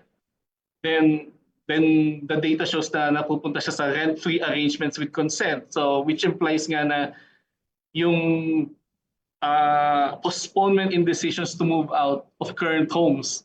Diba? So at least we know where they're going. Yun yung hindi na alam na. Babawasan yung nag-amortize. So at least this study poses that. And yung home ownership for most population at an older age. Now this is in terms of may real world implication to. Kasi let's say if you're gonna be starting to own a house by 40, you might not be able to avail the 30-year ng PAG-IBIG, which will allow you to get lower amortization. So that's why I think dapat mag-start sila as early as possible para they can still avail yung mga ganong terms of their loans. Doon naman sa recommendations, in terms of the, I agree na yung housing needs should not be based on the population projections. I think we've raised this sa mga proponents of the housing needs estimate. However, ang problem, we said that it should be a stock and flow type of concept. The problem is yung availability ng data for the stock and flow, particularly on the data on the private sector yata yung problem nila. And we also agree that need to offer a variety of housing needs based on the locality. I think on paper or in principle, this should have been ito yung dapat na role ng local shelter plans and local housing boards. But unfortunately, for example, local housing boards, there's just 7% in the entire country is yung active and operational. So finally, one practical solution when it comes to lowering, I think one practical suggestion that we can put forward is that NHMFC needs to be more active in the secondary housing market. We're talking about yung prices of the mortgage prices. Now, right now, their portfolio is just, I think they're doing pretty well. Their portfolio is just 6 billion, 2 billion of which is from PAG-IBIG. I think they can do a lot more if they take on the more of the secondary housing market. Okay, just looking at my time. Anyway, so my major takeaways na lang for the two studies. One, the best way to empower women is to actually put money in their hands, I think, to economic opportunities, equal pay for equal work, and such that now. And I think it leads to better outcomes for everyone, not just for women naman eh. And secondly, I think it was mentioned in both studies that we need a robust and developed rental market. I think we're the only country in Southeast Asia that does not have a national program on public rental. I think LGUs have taken the lead on this one. We have Valenzuela, we have Quezon City, we have Manila, but in terms of national, I think this is something that we should really consider. Consider that since the prices of the socialized housing, which was intended originally for the poorest, is hindi na siya nakahabol sa income ng bottom 30 ng bottom 30 earners natin. And we need to look at rental, and it needs to be a long-term option, no? And I think government needs to take lead on this. Of course, we have a partnership with the private sector. And siguro one thing we can look at is maybe we should review yung RA 9653, yung rental. Maybe it's hindering perhaps it's hindering the development of a robust rental market. So okay, that would be all. Time na rin sa. Thank you. Thank you, Mr. Gadoy, for your comments. You mentioned about transportation as a key issue, noting that many people don't live near their workplaces because of poor connectivity and long commute times. You also mentioned about empowering women by putting money in their hands. I like that, which leads really to a better outcomes for everyone. And also your proposal for establishing a national program for public rental is noted. So we hope to hear more insights from you during our open forum. So at this point, let us go to our third and final discussant. He is a licensed environmental planner and real estate broker and the current executive director of the Subdivision and Housing Developers Association. With decades of experience in housing and urban development, he has served in NEDA and Housing Urban Development Coordinating Council, He holds degrees and training from Far Eastern University, University of the Philippines, and international institutions, building strong public-private sector networks. Let us welcome Mr. Santiago Ducay. Mr. Ducay, you may now take the virtual floor. Thank you very much, Dr. Quinones, for that generous introduction. And I would like to say good morning or good noon to all our attendees in the room and our FB Live audience. Foremost, I'd like to say that the findings and insights from the demographic trends and housing patterns in the Philippines and determinants in formation of extended and multifamily household in the Philippines, these two papers are important considerations in the crafting of responsive policies and programs for sustainable housing and urban development, as well as in the achievement of the overall development goals of the country. These are very timely, relevant, and useful for all stakeholders from both the government and the private sector. Next slide, please. So, next slide, please.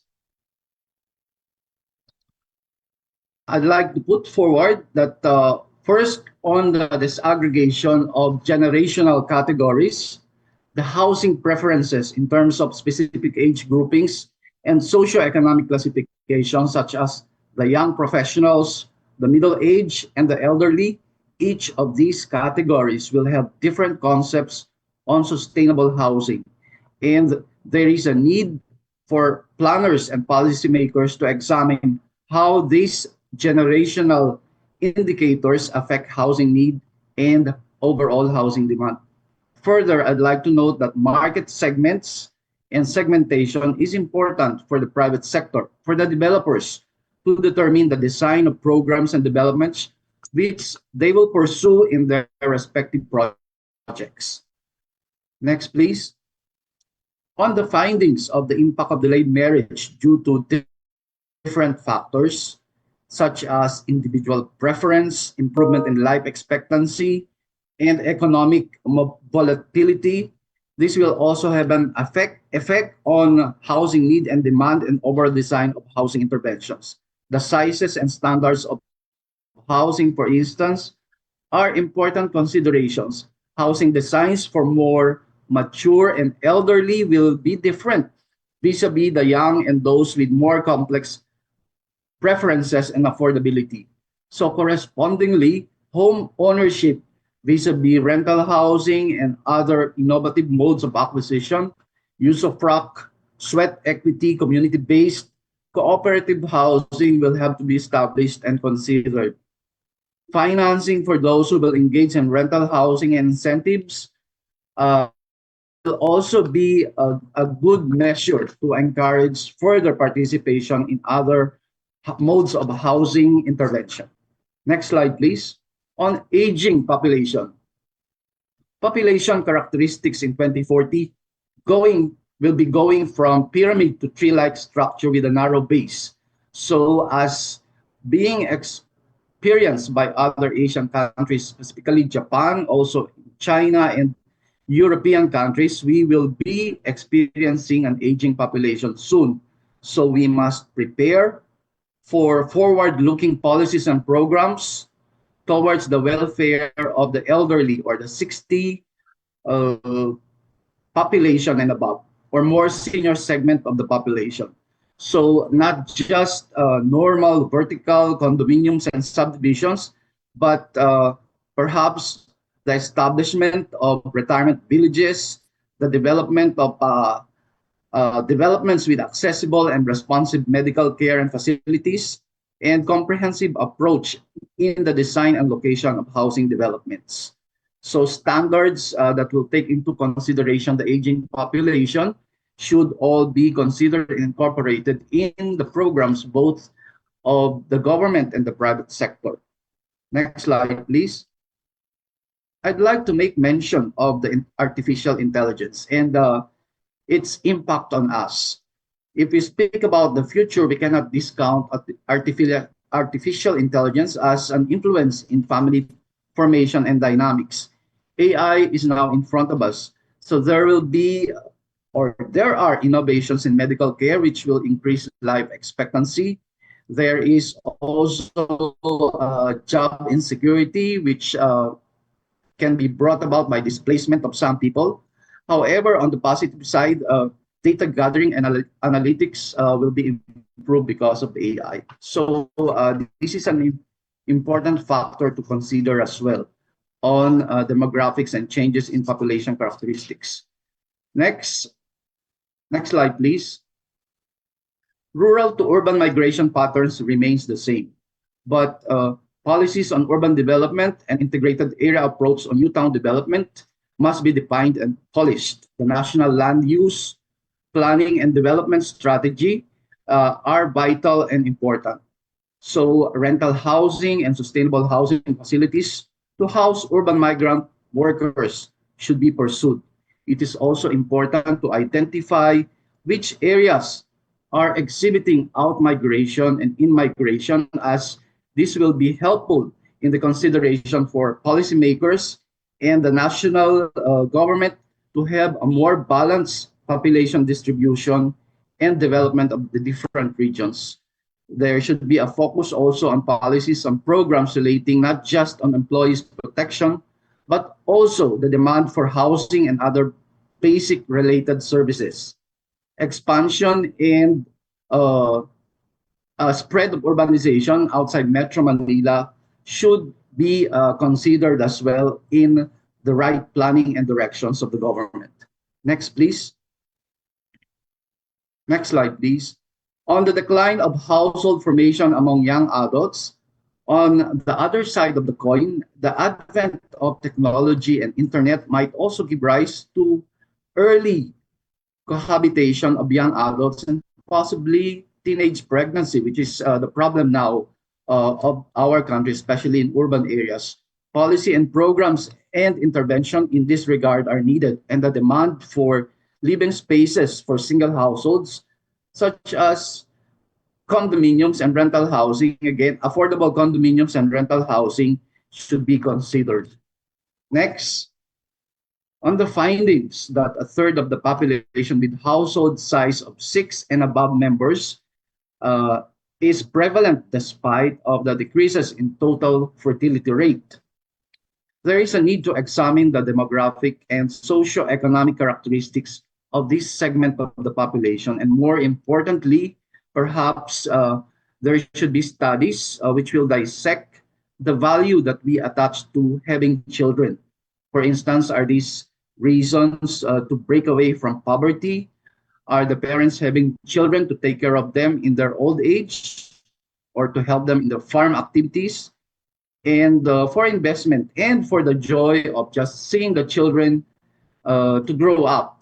So all these things, including the cultural values that we attach to having children, should also be examined so that our intervention can also be tailored. Next slide, please. On the preference, next slide.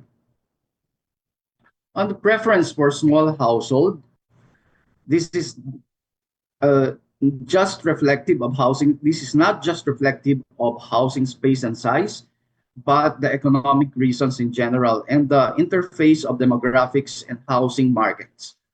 So relatedly, the increases in single households and non-family household can also be accompanied by a shift in housing financing policies and modes of acquisition. So as the study found out that there's a shift in single household and non-family households. So perhaps I see that the Home Development Mutual Fund, HDMF, is very much represented in this forum, as well as the other financial institutions. Perhaps they can consider allowing loan tacking, not just for related individuals by consanguinity, but also friends and other arrangements. So this, I also heard earlier that Dr. Peng Ballesteros was suggesting that the finance sector should also encourage perhaps loans and financing for institutional care and other similar activities. So these are all welcome and would also be very timely. Next. increase in the percentage of workers with place of work different from place of residence. Okay.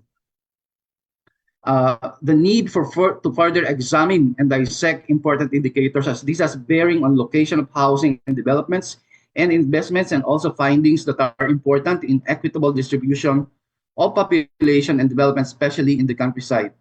The concept of work from home arrangement and the digital working nomads perhaps should be considered. Connectivity, the common list, workspaces, and addresses, similar arrangements can all be considered.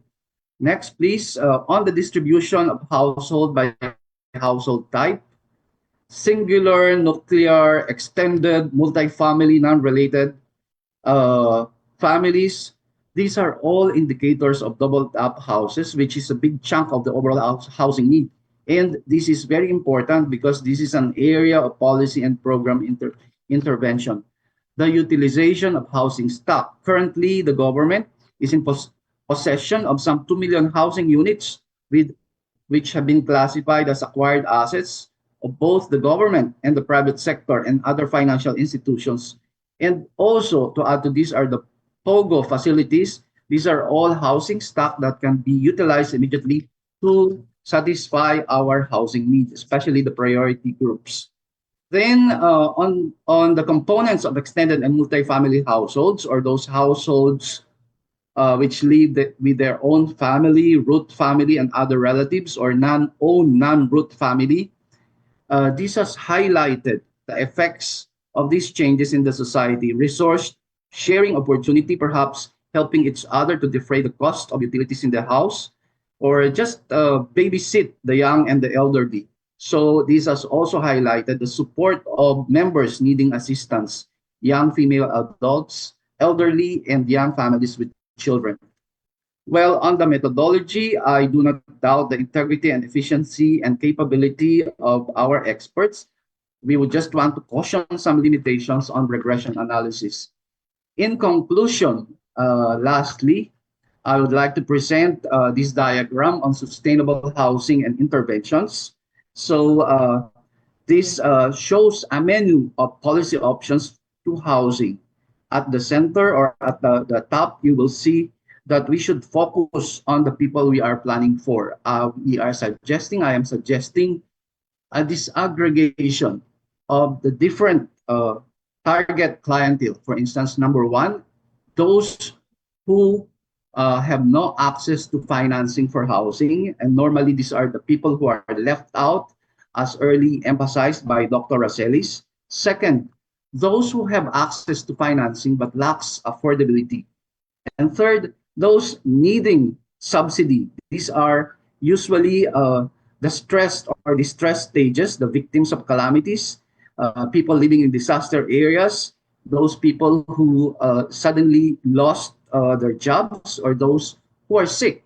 And fourth, those people who have access to financing and who can also afford. So segmentations and different socioeconomic and demographic characteristics of these individuals can be done so that corresponding interventions can be tailored by both the government and the private sector. There is also a need for the legislative sectors for enabling laws for both the government, especially the local government, the national and local government sector, so that they will be enabled to do specific programs and policies.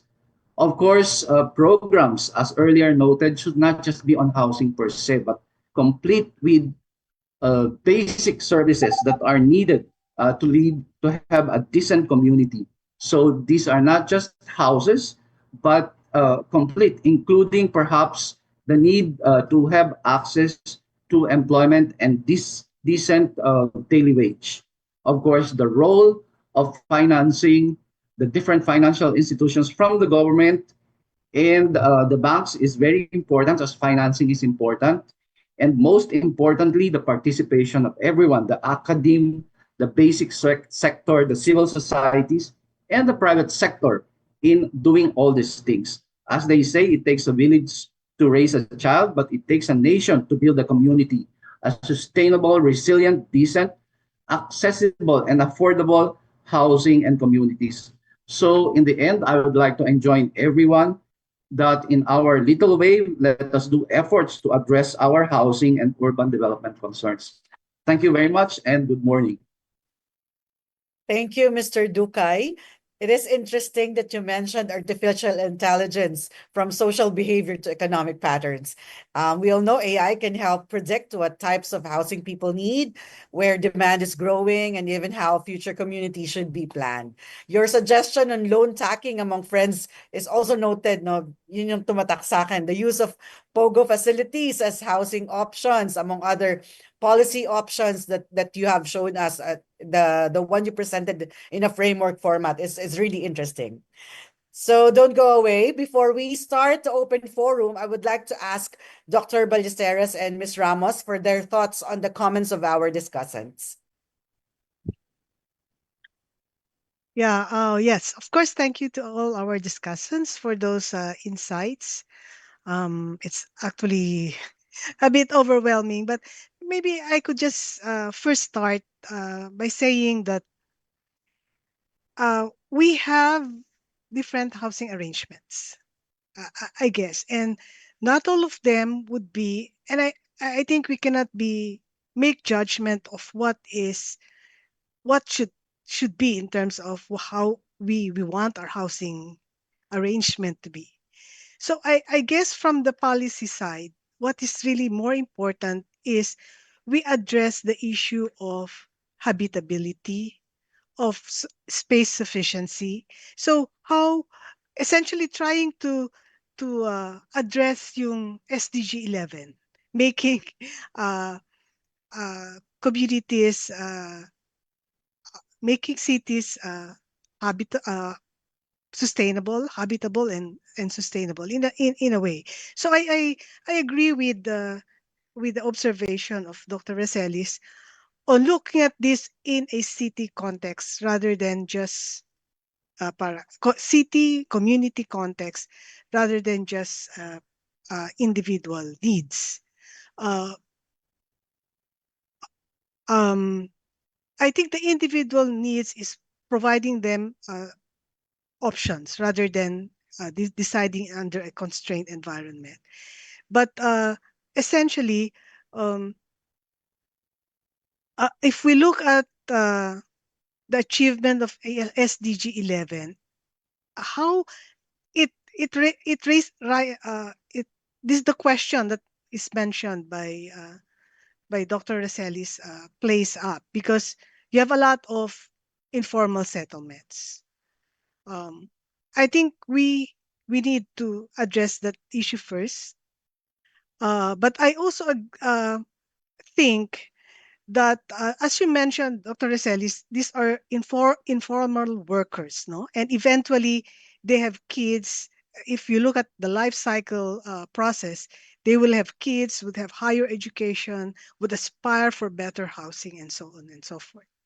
So actually, you are already targeting essentially an improved housing this um, for this generation, rather than just helping them remain in where they are now.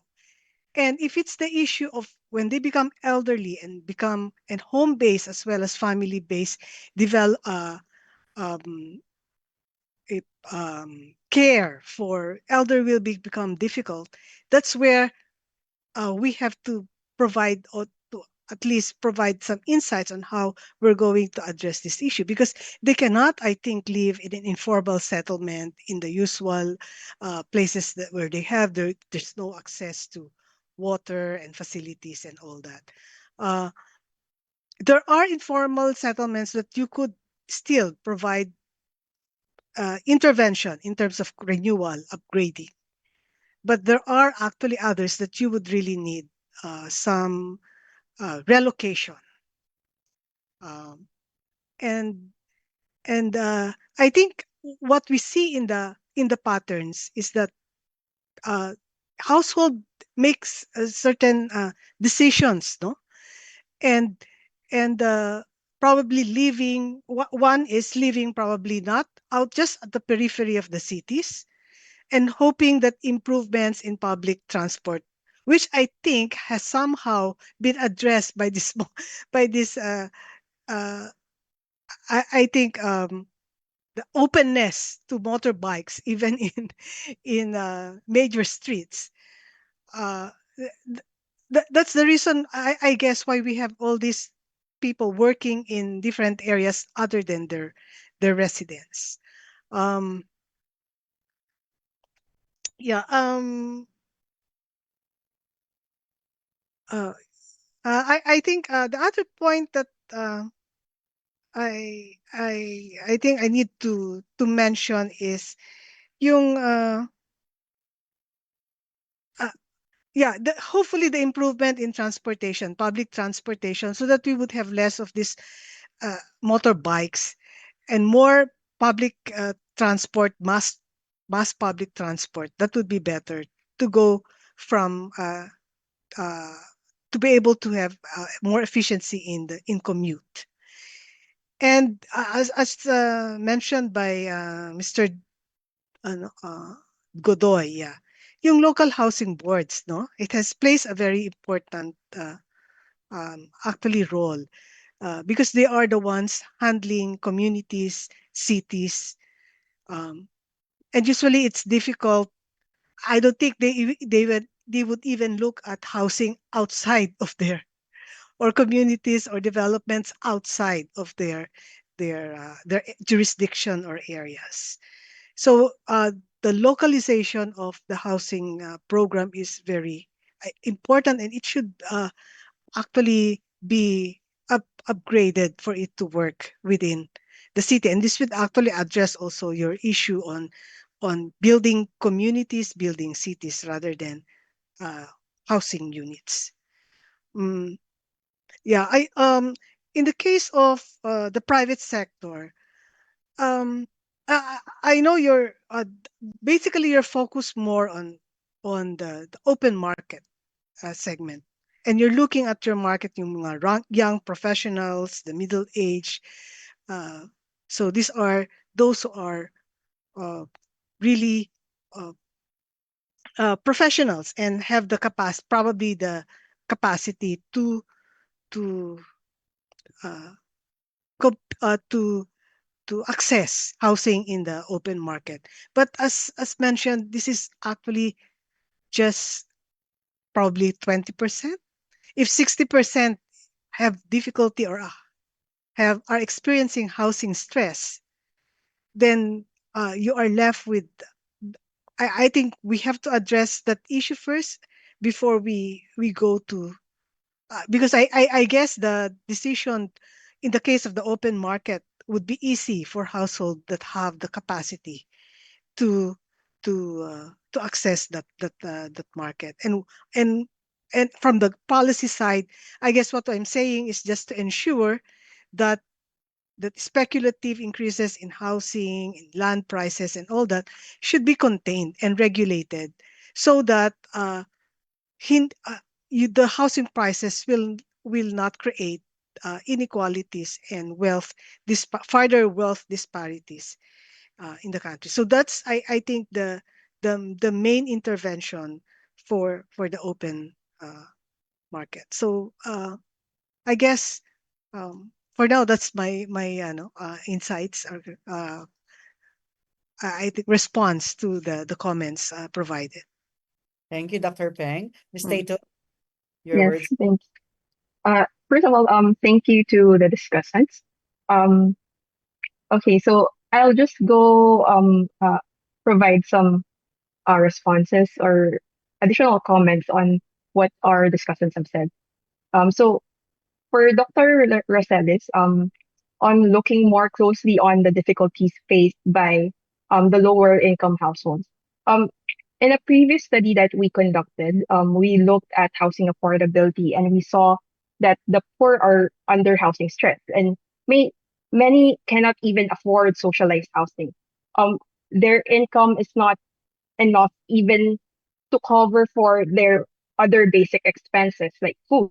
So if certain levels of subsidies are given, um, this raises a question of will they be able to move out of housing stress or will they be going deeper even more into poverty by having to pay for what they cannot afford in the first place? Um, Also, on having more classifications in terms of income groups, that would be interesting to do in the future. Um, um, Basically, we need richer data, especially in the census of population and housing, because right now we only have wealth as basis of economic status. And wealth was based on the household conveniences and utilities. And we could not find income or expenditure data at the individual level, at least at the census.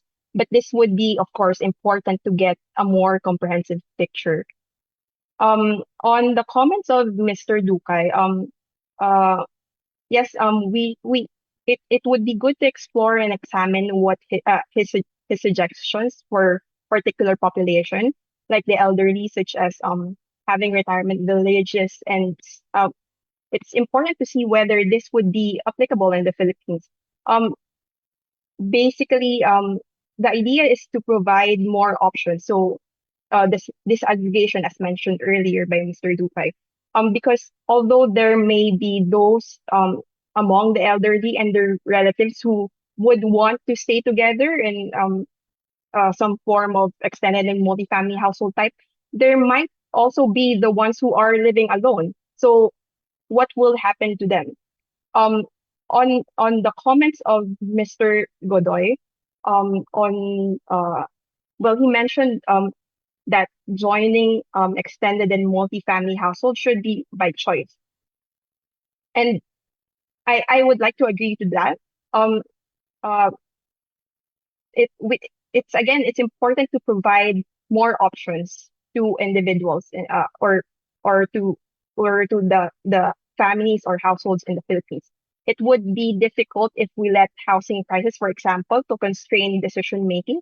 That in the future, um, nuclear households are uh, that only a few form these nuclear households or form their own households already, and there are only and there are more extended and multifamily households with insufficient space, or there are uh, very low fertility rates, and that there are no more individuals supporting older generations or the society in the future. Thank you, Ms. Tatum, for that. I now invite everyone, presenters and discussants, to open your cameras for the open forum. Yeah, so for our audience, if you have questions, please use the Q&A box on Zoom webinar. For Facebook Live participants, you may use the comment section. Please do not forget to include your name and your affiliation. To set the ball rolling, allow me to read some of the questions asked in advance by a registrants. And may I request our presenters and discussants to provide brief answers so we can have more rounds of Q&A, because we have a lot of questions in our Zoom chat box. Okay, so the first question is addressed to Dr. Ballesteros from Mr. Wendell Aplaten of United Architects of the Philippines.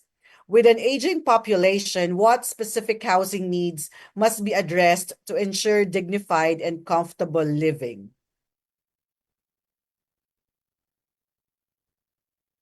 Dr. Peng, please unmute. Yeah, as of now, as I mentioned, and based on a current study on future demand for care in the Philippines that's being done by one of our fellows, it's largely home-based and family-based. But what we see is that there will be greater difficulties and challenges in the future, and maybe in the near future. One is, uh, well, especially if you're talking of the low income, probably what the illnesses which requires more care. A second is with people.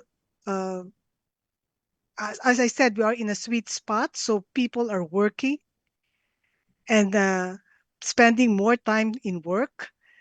Uh, and I think there was also a study that shows that probably without by you are also constrained not to work because you have to care for the elderly.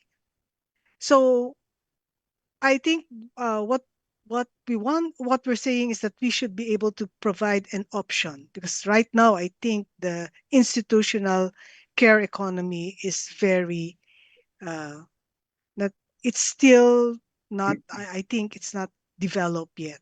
It's actually just starting. So in the future there is that need, and maybe we would be going to that option. Firstly, because we also have migration of our working population, health and care economy workers. You have, of course, the stress, the pressure of higher cost of living. So, so there's some. I think we need a home or for the elderly in the future. Thank you, Dr. Peng. Uh, I think Dr. Rosales would want to Addition, Yeah. Dr. respond Just as well. can I add? I just can't, looking again at the lower income groups, what you see is many three-generation families, right? Because they're living longer, and so you have three-generation families. But the middle generation, in many, many cases, is not there because they're working abroad or in Hong Kong or wherever. And the male may be working in some other province or erratic. So it's the middle generation that is no longer there or is absent or is only partly there. And therefore, the grandparents and maybe an older sister are taking care of the kids. So that household form is quite dominant, or at least for a certain sector. Yeah. Mm. One of the things we found in our surveys of low-income informal settlements is we found about 12 different family forms in one community, right? The basic 5 or 6 that are always mentioned, but other variations. LGBT households also, sequential households, where she throws out one partner who was useless or was beating her up, but she needs another partner, or the flow out from the relocation area, the men are looking for a place to find, so they move in with a woman. So you have 2 families now, one in the relocation and one there. So, the family forms are changing very rapidly. Okay? And let me just add one more to this notion that the nuclear family, they're forming, they're not moving out. What they do in informal settlements is when there are too many already in a household, it's too difficult, they look for another empty space, which is why the informal settlements are growing and growing. Within 10 years, Baseco has moved, I think, from 8,000 to 15,000 or 25,000 families. Why? Because they expand next door wherever there's a space. So it's not the same vision, that, well, they look for another site. No, they just move next door if possible. Yeah, thank you. Thank you for Thank you for that. Yeah, Um, it's been a long time since I've done really field work on that, but I guess that's a very important information on yes. how they expand, especially those at the lower income levels. Yes. So now we have a question from Mr. Brillo Reynes. This is addressed to Ms. Tatum. Do differences in the lifestyles of the millennials and the baby boomers affect housing schemes and inheritance? Okay. It's actually difficult to capture lifestyles in data, but I think it is important that we do see different preferences in different across different generations. Um, but what we've seen is that there is an inclination towards extended and multifamily households for those living with elderly. And we know that the older people are more likely to own their own housing. So maybe there is a chance also that younger generations inherit the house. But we have to look at the other side of the picture. If there is no inheritance, um, those young adults with children, for example, who want to form their own households, but uh, given housing prices, some of the young may not even gain access to housing. So there are differences within those generations, and we have to look at the capacity of those different groups. Thank you. So now we will go to our Zoom questions, no? We have 37 questions via Zoom.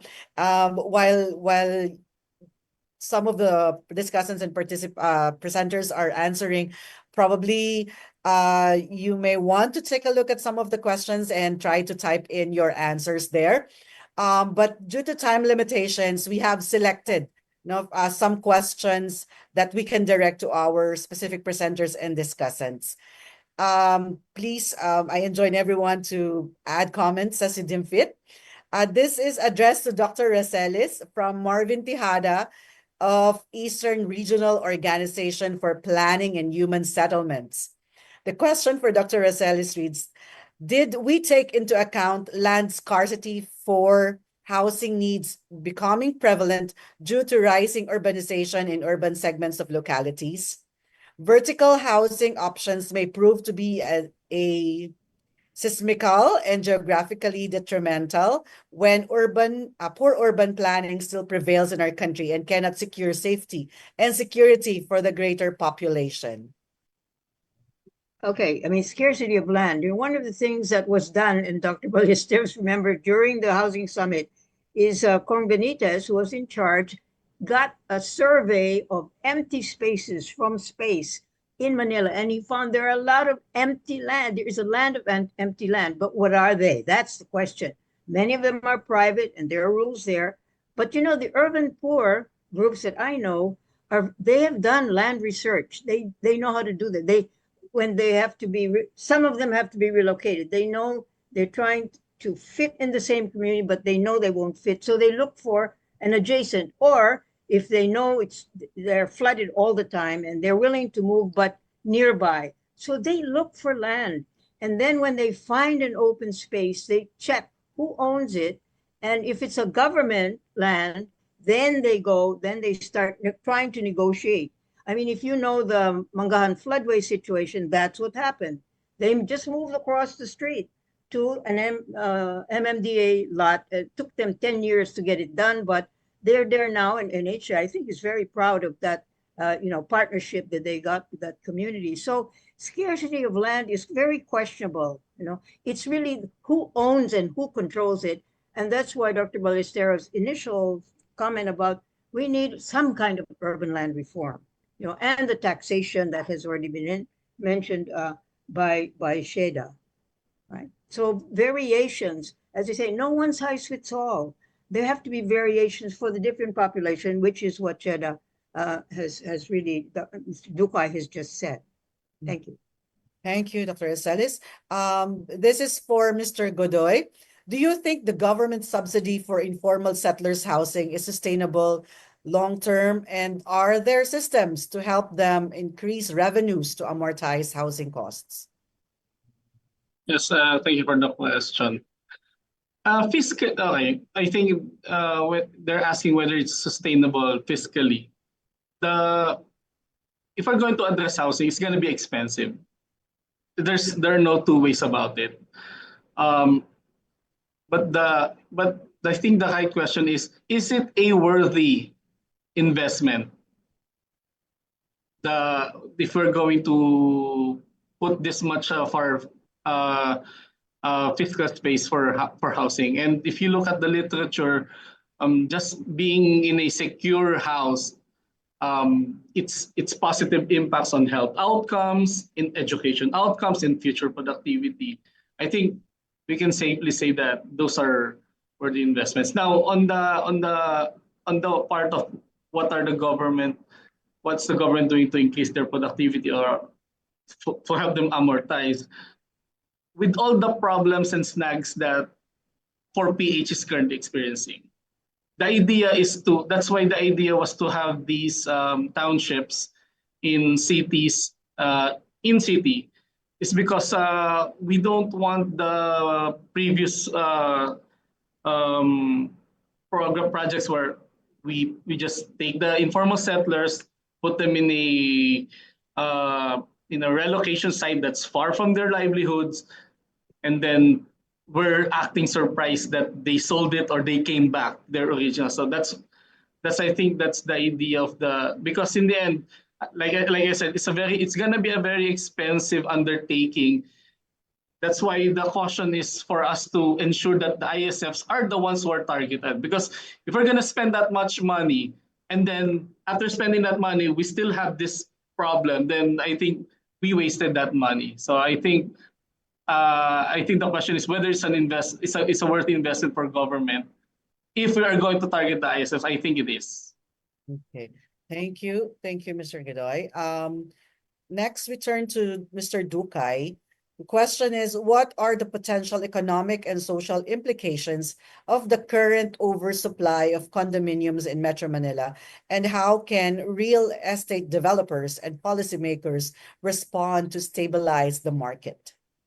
Okay, thank you for that question. I'd like to contextualize and be specific about that the oversupply of condominiums, as reported by research group as well, is only in Metro Manila, and it refers also to high-end condominiums.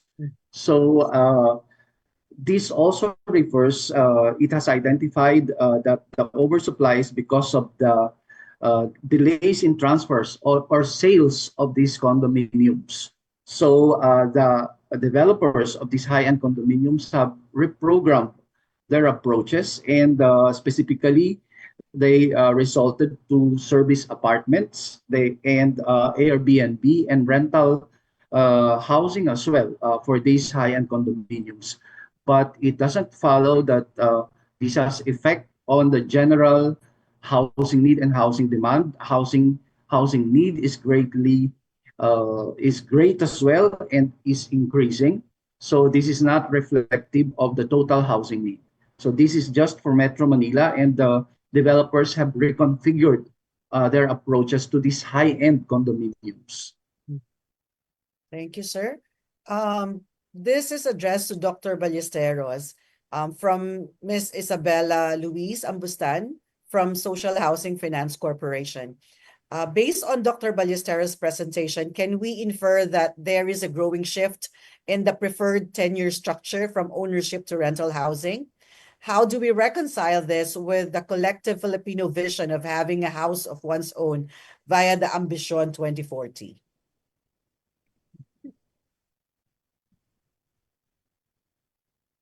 Dr. Peng? Yeah, thank you for that question. It does not actually show preference for rental housing. I think the demand is really for home ownership, but the affordability levels is an issue, and that's the reason why uh, why people can actually reside now with non-relatives, which was not a popular arrangement in the past. Um, I the nuclear family does not really have to be part of your uh, living in a nuclear family. I guess is a preference. It should not be a national national policy. Uh, because as I mentioned, um, there are a lot of housing arrangement that says the rent-free house and lot, and it could be in a because I mean it can be an ideal situation. It can be, and you're living with probably several families, but you have your own areas. There's enough space for one or two families, and so on.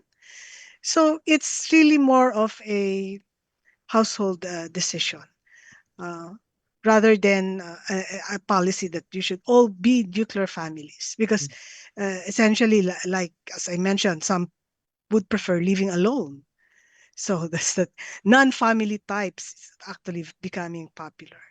So it's Can preference. Yeah, Dr. Racelis. I compliment her? Just as an example, about 10 or 15 years ago in Cebu, when you had an urban administrator who was very close to the community groups, they provided funding for them to do upgrading on-site upgrading, but according to certain principles, some of them had to change relocate, fix the surrounding. They use an opportunity to improve the settlement as such, but they allowed them to build, I think, up or extra, if there was space, an extra room for rent, because Cebu was having a huge problem housing the call center workers who are young people without families and from outside often, no?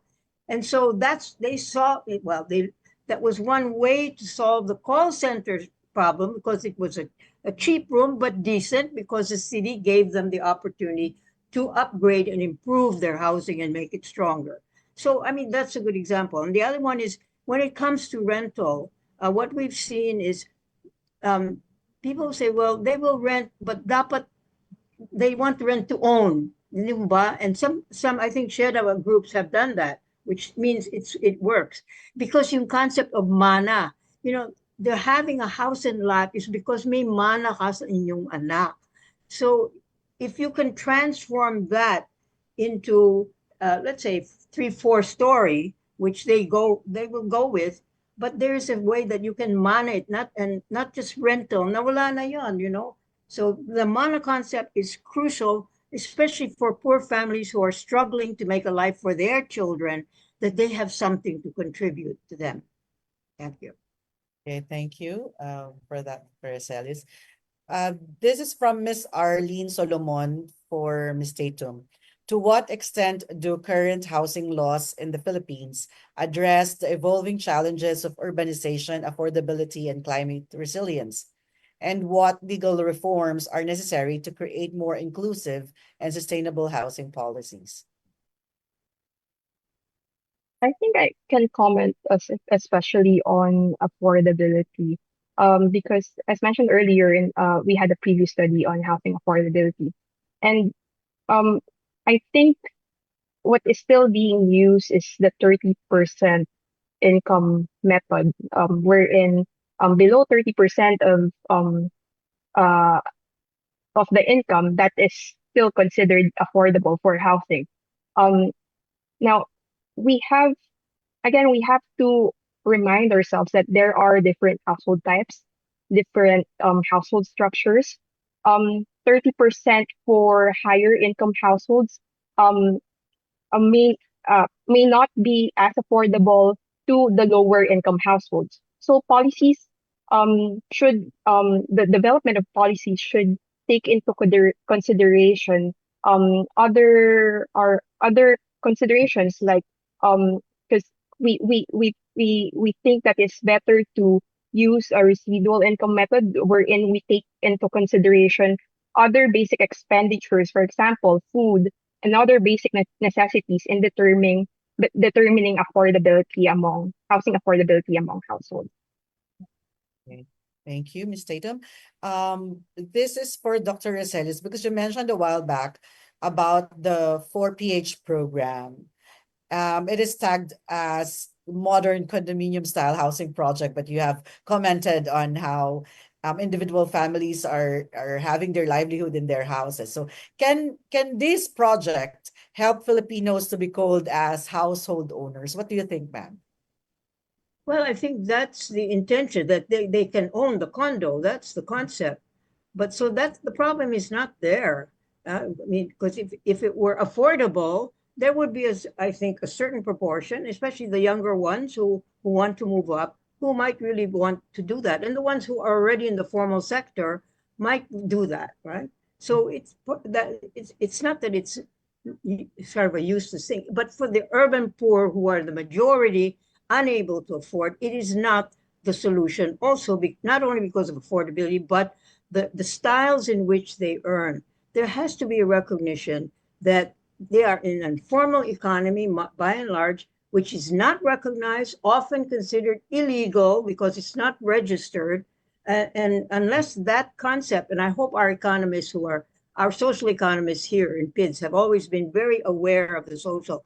I think economists have to stop thinking only of the formal sector economy as the model, which is what, maybe 25% of the population, because 70% are in the informal, who are by definition illegal. What is this, So economists, I really challenge you to begin to see what you can some call it the solidarity economy, the people's economy, to show there is a logic in why it works that way. And some want to remain that way, but others want new ways. So it's a very flexible, movable thing. And you only know if you actually talk to the people whose lives are involved. And bureaucracies have to find ways of getting people who can talk from bureaucracy and listen and bring the results in and negotiate.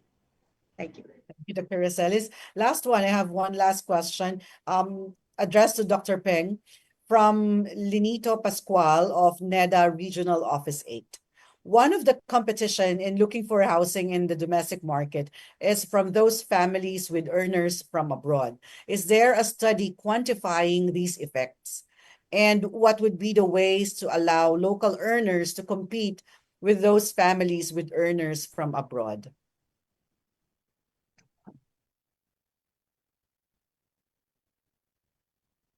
Dr. Peng, you're on mute. Okay, thank you for that question. Yeah, I guess that would be of interest to the private sector. And if you ask, is there a study? No, but definitely it's an issue of affordability. So you have people working abroad, therefore have higher wages or salaries compared to those in the local, and therefore there is really a competition. And if the market developers are looking at this market or client as their clientele essentially, then that would really have a major implications because it would leave out those in the local economy. So probably Mr. Duka, you could respond to also add a few points on that. Yes, you're right, Dr. Ballesteros. This is, in fact, I'd like to say that the housing developers in general uh,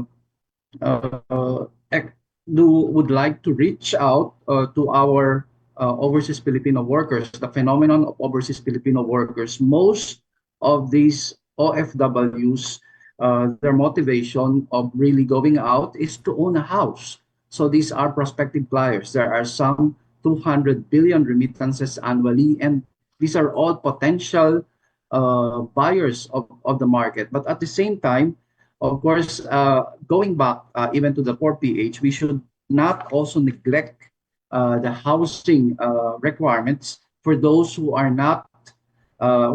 left out or those who do not have access to formal financing. But it is true that these OFW, in fact, developers do reach out to barangays because the barangays have listing of who are the OFWs, and these are the potential clients of housing developers. So they play a great market also, a chunk in a lion's share in the overall market of housing developers, both vertical and horizontal developers. Thank you for that. We're now in the final stretch of our program. Sayang, marami pa tayong pwedeng pag-usapan pero wala na tayong oras. So before we officially wrap up, would like to hear some closing statements from our presenters as well as our discussants. Quick lang. Let's start with Dr. Ballesteros and Ms. Ramos, and then our discussants, Dr. Rosales, Mr. Godoy, and then finally, Mr. Ducay.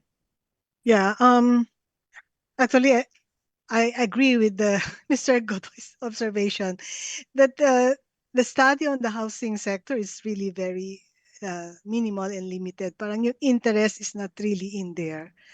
And I think I believe that we need further um, in-depth assessment of really what we need. As I mentioned at the start, is it really quantitative or qualitative? And qualitative has a lot of aspects. It's not just, I think it covers what Dr. Reselis is also doing, that Dr. Reselis mentioned. And for me, the private sector, they have a market. They know their clientele. So I guess government should focus on those who are constrained and limited access to housing, decent housing. Thank you, Ms. Tatum. Thank you. So given what has been discussed today, I think it's important to be mindful of the relationship between household formation and housing.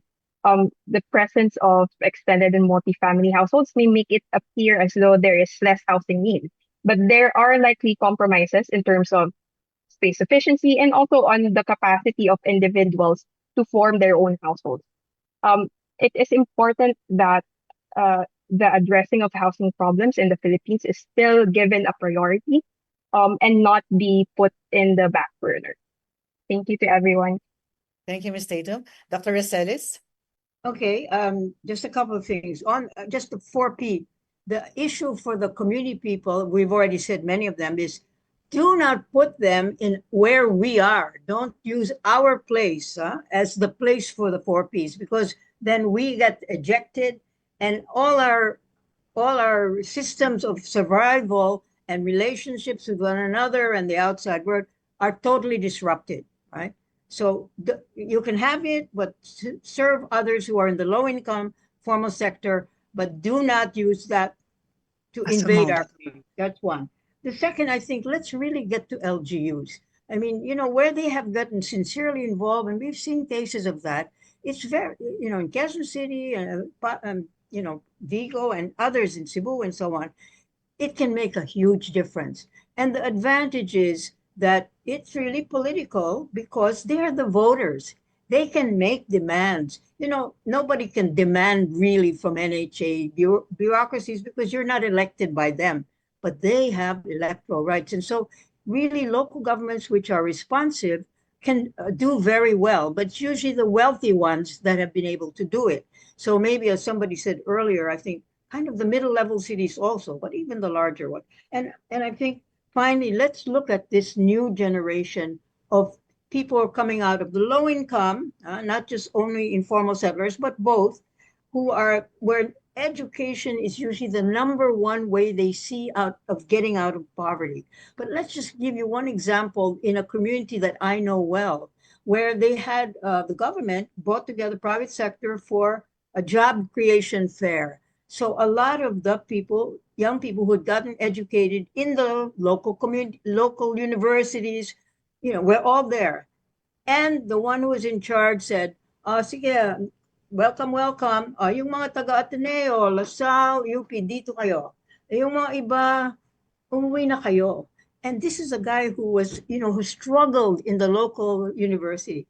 And he said, ano ba yan? So what I'm saying is, for the local who have, great aspirations, there are real problems because even when they get an education, what they have access to in jobs in the formal sector are usually the very low level. So and that's a source of political unrest because that is where they are really strong. And the AI is coming in, internet, so they have that control. So we have to take the younger generation moving up very seriously in housing also. Thank you, Dr. Reselis. Mr. Godoy? I would just like to congratulate the authors because, like I mentioned earlier, very scarce talaga. We really need more studies related. Kasi it's the housing sector compared to other social sectors is a really complicated. I mean, there's so many things to unpack. There's so much data that we need to know, but siguro there's a step in the right direction, and there's so many things that points that we can literally can consider from the paper, just from the NEDA's standpoint alone. So again, thank you, and especially and also dun sa mga participants are very engaging, they're very interested. So yung passion ninyo for housing is very appreciated. So thank you. Thank you, Mr. Godoy. Kaya tayo sobrang extended ngayon because of the discussions na napaka-interesting. Mr. Dukay? Very quickly, first and foremost, more public housing programs, specific public housing programs for those left out of the formal housing projects and of the government and the private sector. This is basically to address the security of tenure. And for those who have the affordability, perhaps we can enhance further the affordability of people. For those who have access to financing, address a program with respect to access to land for both the government and the private sector. the specific land use policies, also the comprehensive land use plans of the government, and the ease of doing business. All these will contribute to lessening the cost of producing houses. So eventually also enhancing affordability. Also, it is important the involvement of everyone, not just involvement from the conceptualization of the project itself. For instance, in that 4PH program, so the communities must be involved, the private sector, everyone, all the stakeholders, so that at the end, wala nang masyadong maraming dapat plantsahin pa or pag-usapan pa, because everyone has been involved, especially the people who we are planning for. So that's my take. Thank you very much for this opportunity to be with you in this very productive discussion. Thank you, Mr.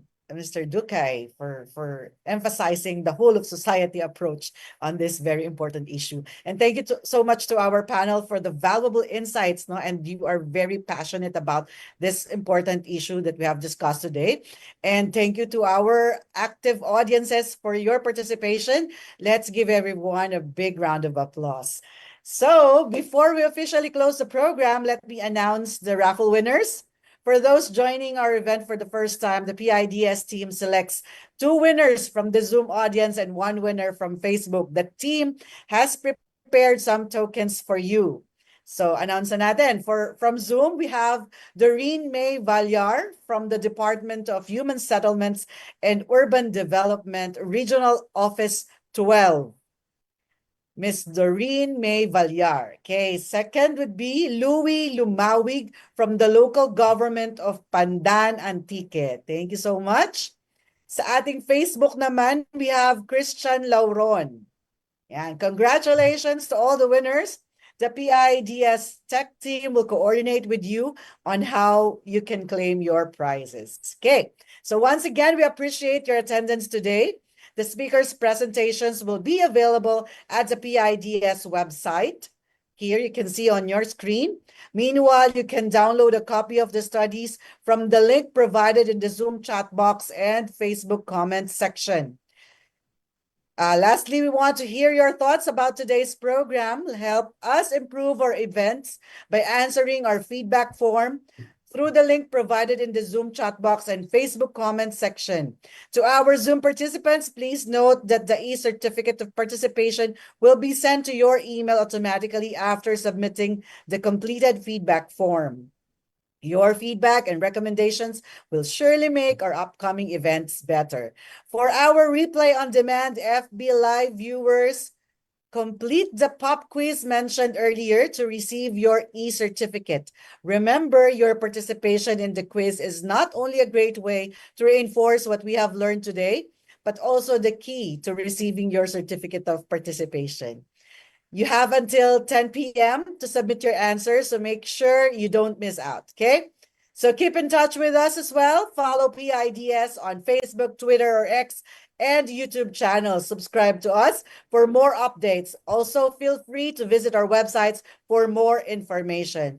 We hope to have you again at our future events. Join us in our upcoming event on May 8th. Please visit our webpage to learn the details of our upcoming events and details for registration, okay? Huge thanks to our amazing speakers and panelists for sharing their thoughts on how changes in our population are affecting the way we live and how policies can evolve to keep things inclusive, affordable, and sustainable. From the challenges of people moving to cities to the opportunities that come with aging populations and changing family setup, there's a lot we can take away from today's discussion. We thank you, our participants from government, private sector, academia, civil society organizations, and international development organizations. This has been your host, Melinda Quinones. Thank you, everyone, and have a great day ahead.